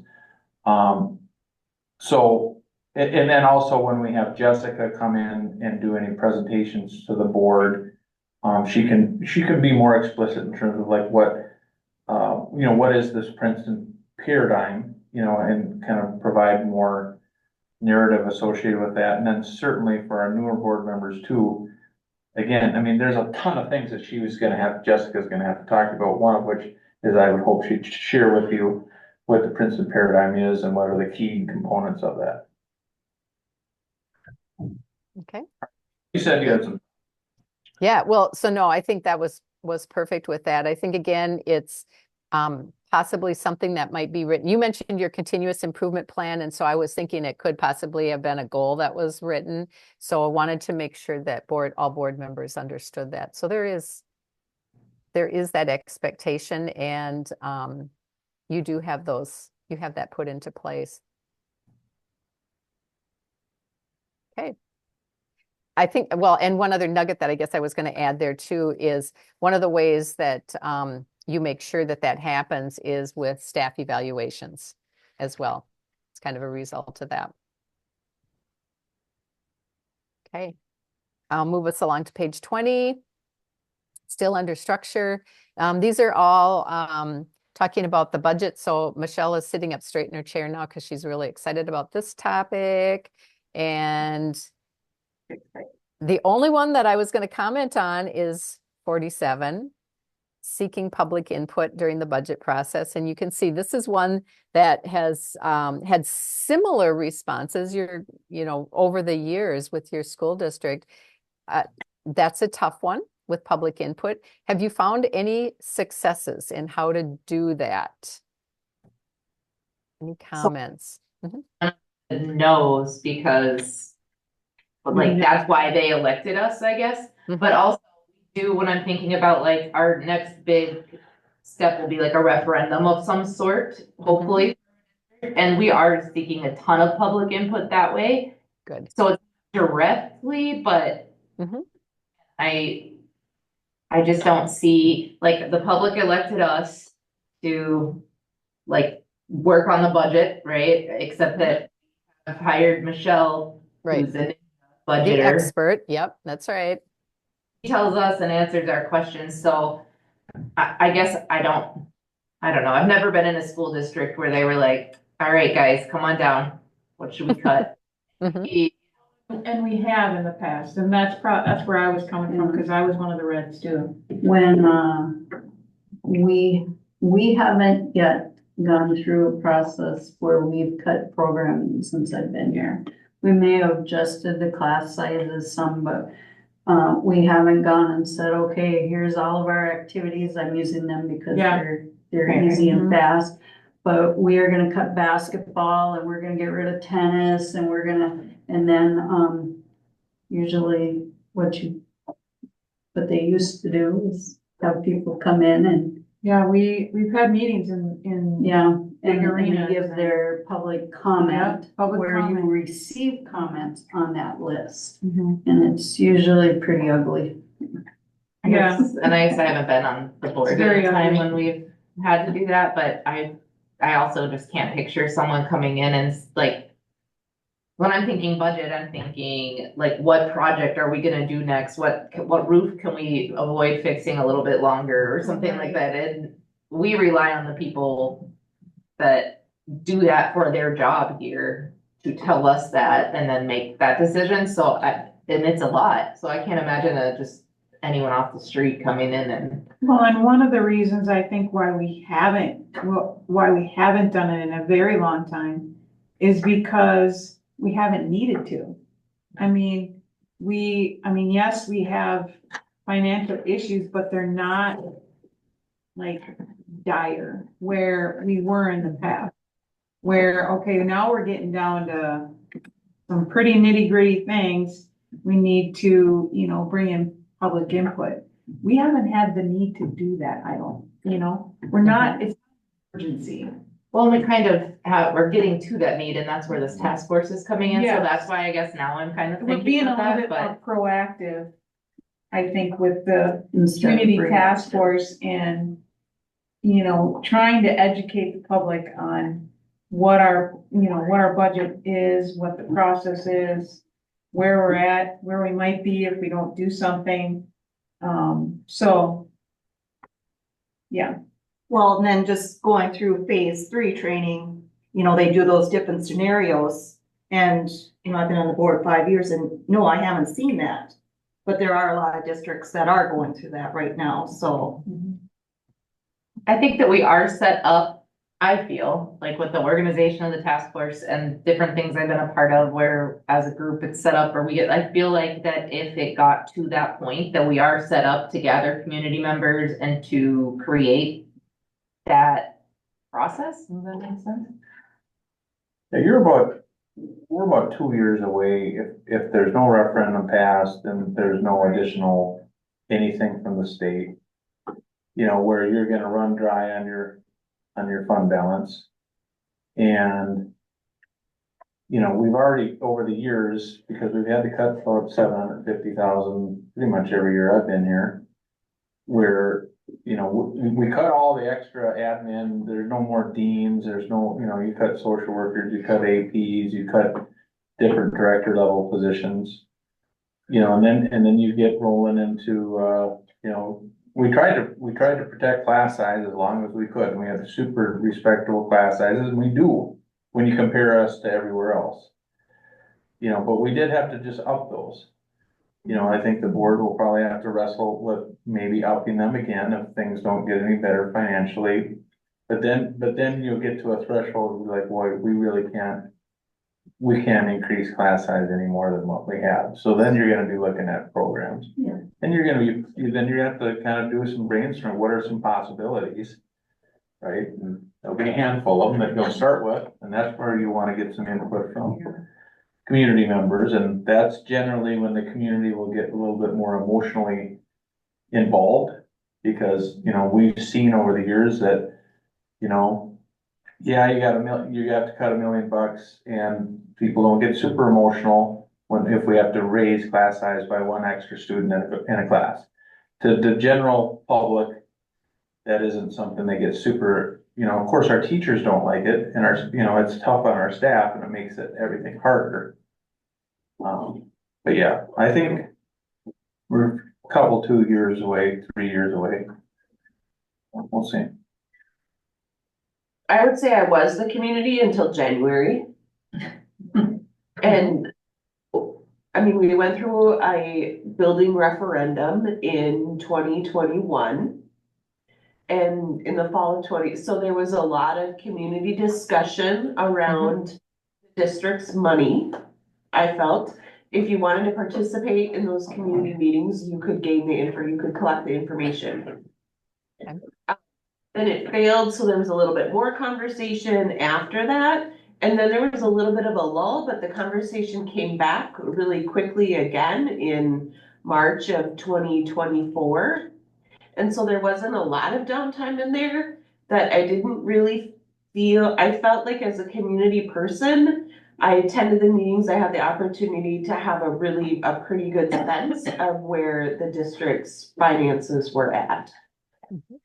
So I think if the community wants to know, they can certainly find the information. Okay, very good.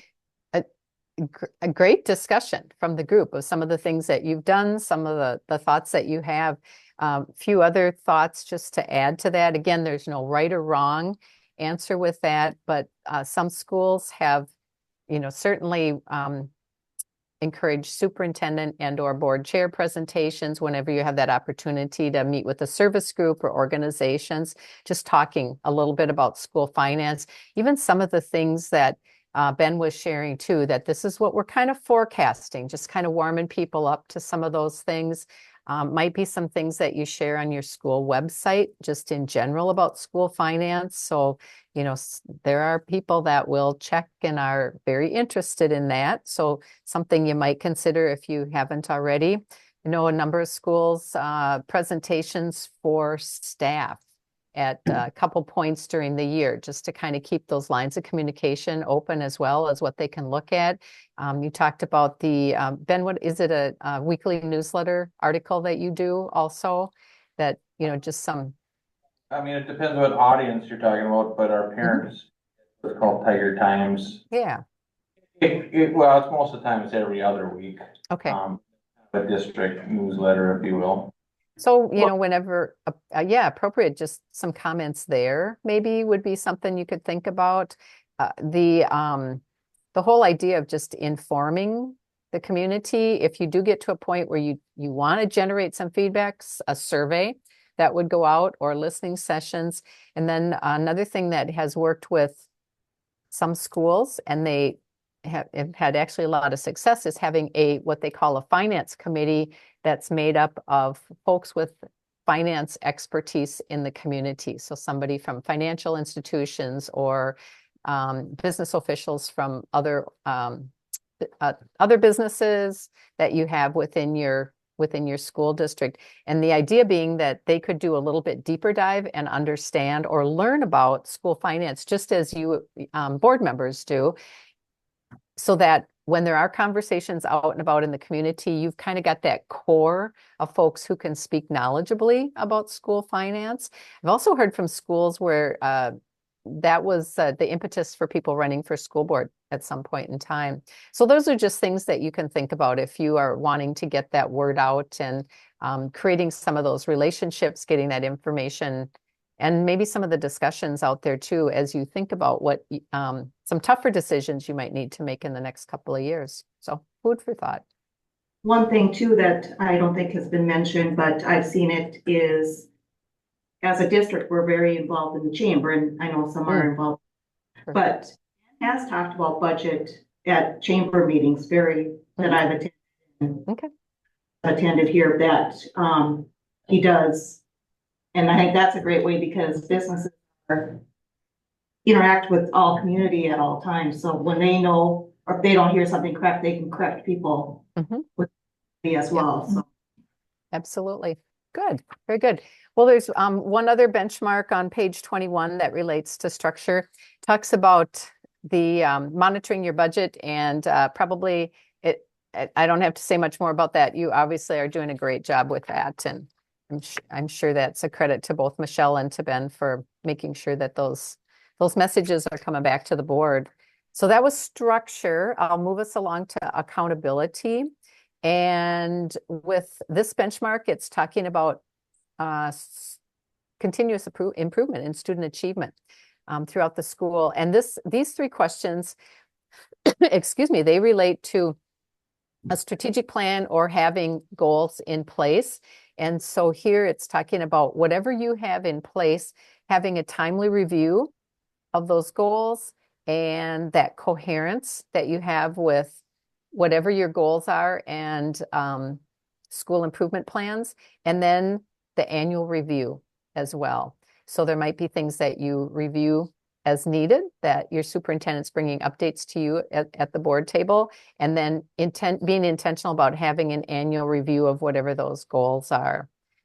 And I didn't have any other notes unless board members have comments that you'd like to make about the SCUPA statements. I just have to say, this new superintendent, you need to make some really high goals. Just so. Good job, Ben. I like that. Okay. The goals are gonna dip, doesn't mean we raise ours. Can't be not. Very good. So 23, that was a perfect segue. So speaking of superintendents, page 23 under accountability, we talk about superintendent and goals for your superintendent, and conducting the performance review. And so usually we say that the goals for the superintendent should tie to whatever the goals are in your strategic plan or your district goals. In addition to that, superintendent will probably come forward and have some professional development goals as well. With that said, what kind of a process have you been using with superintendent evaluation in your district? We use one of your models, MSBA's. Okay. You know, we use your traditional one. Yep. We did dabble with that new way of doing it. Yeah. We tried, I don't know, it just didn't take, it didn't seem like it was, it worked for us, and I guess our board was pretty comfortable with the traditional, I think, were there 10 questions, or they're like based on the superintendent standards. Okay. Rubric, and then you score, and then every board member does a good job of basically writing some narrative and commentary on that. Perfect. And then, we go over it in closed session. Mhm. And, that generally morphs into, obviously the superintendent evaluation, but it's kind of a evaluation discussion of just how the whole board and the soup works together. Mhm. And we'll normally have some takeaways from that. I think that's a wonderful model. And I think you kind of hit all the key points too with that, Ben. I think having number one is just doing it, getting it scheduled. Usually your board chair is the one who's responsible for making sure that it gets on the calendar, but sometimes that might happen differently. And having a tool, and I've heard what you're doing with that. You utilize closed session, and I would always take advantage of that. Anytime you have an opportunity to have a closed session discussion where you can just speak frankly. Some superintendents prefer that they not go into closed session and then you just conduct it during an open meeting. And I think the other takeaway is as far as number of goals, my colleague Barb Dorn, who will be doing the third Thursday webinar on this topic this Thursday at 1 o'clock, I mentioned that before too, always says, make sure you have one, but no more than 3 goals for your superintendent. Having more than that is a lot. Your superintendent has a school district to run, so tying those goals to whatever your strategic plan or your goals, your district goals are, makes a lot of sense. So those are kind of the takeaways. And then as you transition to a new person in that role, it might look a little bit different as far as how often. So annually is where you're probably at right now, but with a new superintendent, you might decide on quarterly, mid-year, and whatever, but you'll be able to figure that out at that time. Moving on to page 24, still on accountability.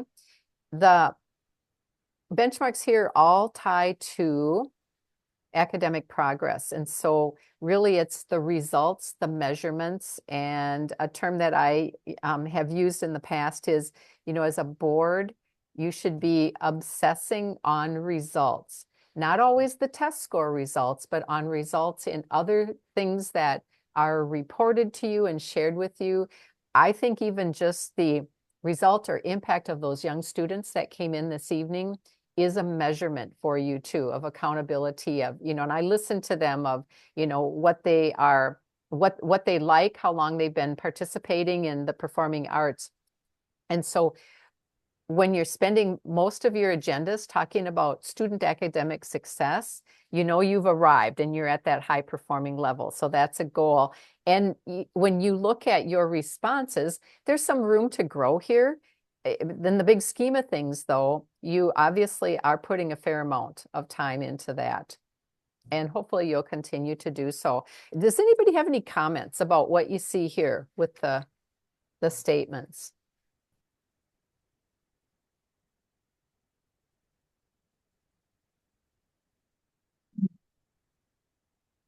Probably the I don't know again.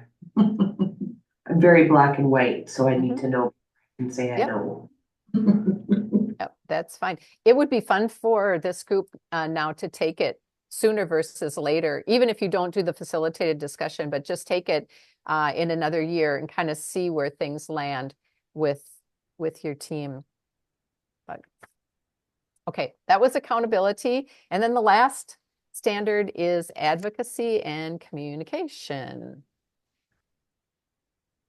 With statement 62, just remember that a lot of this work is one of the resources we provide through Minnesota School Boards Association with our governmental relations team, with our advocacy tour, delegate assembly, day at the Capitol, Friday chats. I think, Deb, you mentioned you were one of the people that mentioned that you really enjoy them. For me, that's one of my best 30 minutes of the week. I just love that in how Kim and Denise can just so clearly give us a summary of what's been happening, what we need to kind of keep our eyes on over the weekend. This is actually a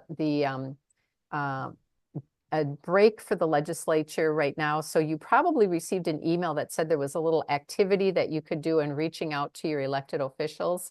That's on our website. And then all the Friday chats are on the website too. If you've missed it, you can always go back and take a look at them. Let's see, the other, I think that was the only one I really wanted to talk about. 65 is another one that I usually like to visit about with the board members, your process. So how do you handle the comments and feedback, maybe in particular emails that you receive, emails or text messages? Well, From community members? We always those things. If we get something individually, we always forward those things to Ben. Okay. He's in the know, and I think vice versa. Yeah. Ben will give us a heads up sometimes when there's something happening too. So, but our process is, we actually, I think that maybe this came about one of these meetings here where we were talking about like setting board goals or something. We actually did like a mini, I don't know if it was a handbook, but like a document, a procedural handbook or a document. There was a piece in there how, you know, because a lot of times someone's gonna send a long email, they'll do to all the board members, right? So then board members are always like, well, who should reply? And then either you all apply, you know, you run the danger of many people replying and then not being consistent. 7 different answers. Or, you know, or everybody thinks someone else is gonna respond and nobody responds, you know, that goes over like a lead balloon. So it always, then what we do here is the board chair and the superintendent will discuss which one of the two would be most appropriate to respond. Most of the time, it's gonna be their superintendent. In circumstances, it makes more sense to have the board chair do it, and then in those cases, they do it. But we talk about it. And sometimes we do it. Like the lady with the library's books. Yeah. Yep. Perfect. Well, I like your process, and that would be what we would recommend too, that you at least know how to handle that. And best avenue is always to just work through your superintendent. He's got the big picture on things, and sometimes, you know, the response might vary, and probably avoid as individual board members, avoid responding as much as possible, unless it's something really simple like, hey, when is the next board meeting? Or do you know which building the spring concert is in, or something like that? Obviously you can take care of those, but yeah. And I think that's helpful just to review with your new board members as well. So then as we move on to page 26, statement 66 talks about making sure the public knows about our roles and responsibilities as board members. And I think a lot of it is just having that statement that you share, which can come right off of the board governance model, that our role as board members is to govern. We really look at the big picture, the high level picture of the school district, and the day-to-day operations are the responsibility of our superintendent, so that community members understand that as Gail, as the board member, I'm only one person and my power is only at the board table, and that I can't fix anything. And so helping them understand that. And sometimes you just have to say that over and over again. Any comments from board members about that in helping the public to understand what your role is?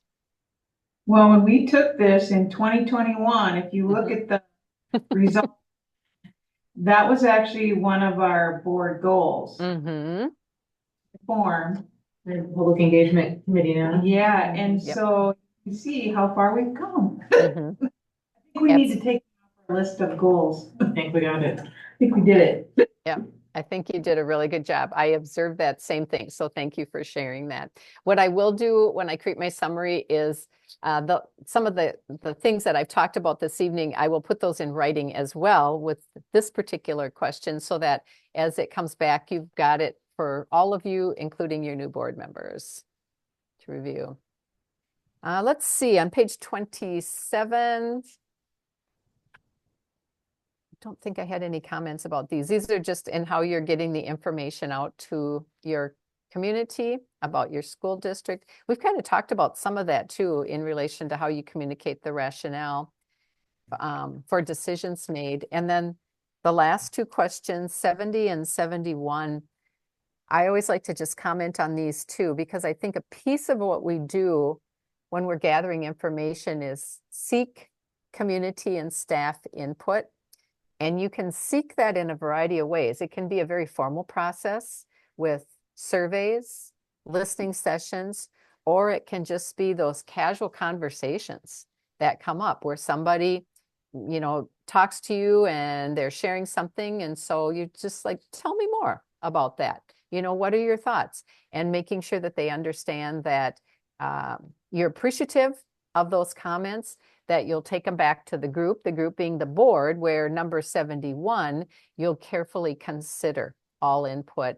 And so it can be a real formal process when you are working on getting information out about a bond, or it could be when you're working on a strategic plan or talking about the budget. So you gather the information, you bring it back to the board table where you carefully consider, and the input I've received along with the input from the rest of the board members is what we talk about. And then we make a decision based off of that. And sometimes we take, some of those ideas, and sometimes we can't because of, the fact that we just know it's not appropriate or it's not going to work for our school district. So the idea of seeking and then carefully considering is a takeaway for you to think about as well. Those are the advocacy and communication benchmarks. Any comments or questions?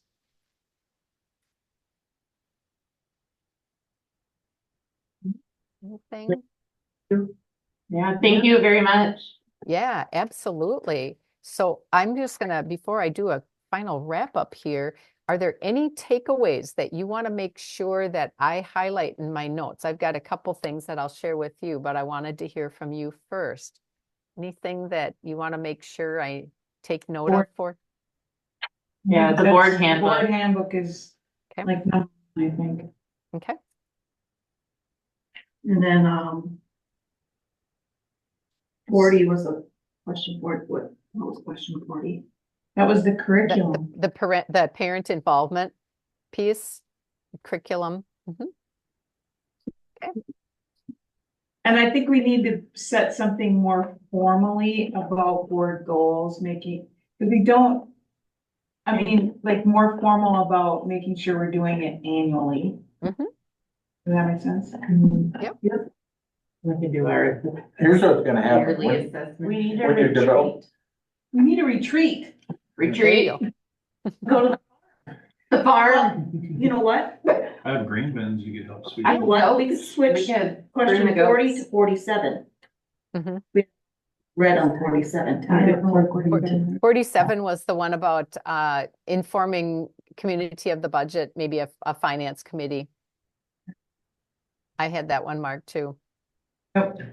That's a good when one. you develop a Mhm. book, you can be forced to actually wrestle with how you wanna do all these Oh, things, yeah. cause you're gonna have Yep. to put it in the handbook. Mhm. Oh, yeah. The handbook's gonna actually capture all these things. Mhm. So then we won't have to do this anymore? Well, I mean, No. we'll probably a calendar Good thought, of Eric. each month. Yeah. And you're gonna put in there, set board goals this month. Right. Yep. There you go. Absolutely. So Liz- yes, these will all be included in your handbook, I'm guessing. Anything else? You do an amazing job, and well, I'll be here to help you, but, there are districts that have done really nice jobs with this, that we probably get our hands on some of those. No, I think that's a Mhm. great idea. And if they have the template, as she said, Mhm. that can. Springboard. Yeah. I think the examples from other districts would be helpful too, just to, Yeah. sometimes we get really locked into templates and Yes. it stifles our creative thought. There you go. That's a good idea. What I think I will do with that, there's a couple of schools that I know who are using a handbook, and I think using the same template. Hastings is one, Farmington is another one, I think Rochester is another. There's a lot of schools that are working on them right now, but I will I'll share those examples. I'll share the template and then I'll share the names of the schools where you can contact them and just get a copy of theirs, or you could go on their website and take a look at them. That is a good suggestion to have those to just work off of too. So very good. So your feedback about follow-up is spot on with what I had listed as well. So with that, thank you for your time this evening. I just want you to remember that you are appreciated. You are a fun group to work with. You're a well-oiled machine, and I saw that all 3 times that I've worked with your district. So that means kudos to your superintendent and staff and your board chair and all of you as board members. And remember that you can always reach out and connect with me if there's anything I can help answer questions about or assist you in any way. I am here. So with that, any last questions for me? Got nothing. Okay, very good. Well, good luck as you transition. Ben, to you as you transition, and then as board members, this is really important work in identifying a new leader. So I'll be sending good thoughts to you, and I know that you'll have a great outcome. So very good. Stay in touch. Take care, everyone. Thank you so much. Thank you. Bye-bye. Bye. I think I OD'd on lifesavers. Oh, we heard you. Oh, yeah. Eric, we're We were on corn nuts. It's like corn nuts over here. Yeah, I heard it over here. Yep. He's I'm country. Jana. I can see I had- Jana I here. just- Oh, Jana heard it. Honest, I haven't eaten a thing today, so this is what I've been, this is my Well, that. breakfast, lunch, and dinner. Rocks rolling around. What? Yeah, good one. All right, we got one action item here. This is an annual thing that we do that's not quite so fun. Resolution for non-renewing of probationary teachers. Motion's been made by Eric Minks. Is there a second? Second. Second by Scott. Any questions on that or any input, Jason? These are probationary teachers that, because of our budget and reductions and reducing our student population, unfortunately, these were staff that are being released, and they have been notified prior to our meeting, and so they'll get the official letter after this board meeting.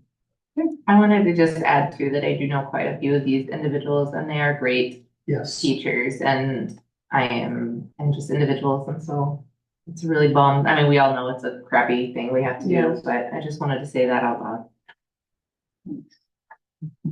Well, if history repeats itself, like we've done most years, and I don't know that it's gonna happen this year, but as things, we'll get some late resignations and Yeah. some weird stuff happens.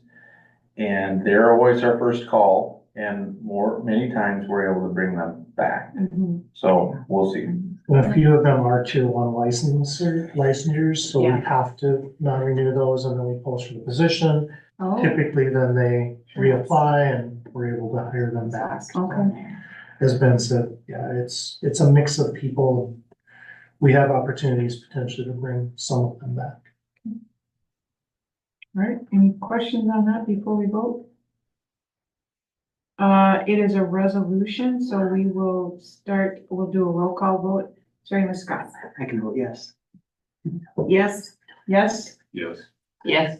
Yes. all right, resolution passes. We have no additions to the agenda.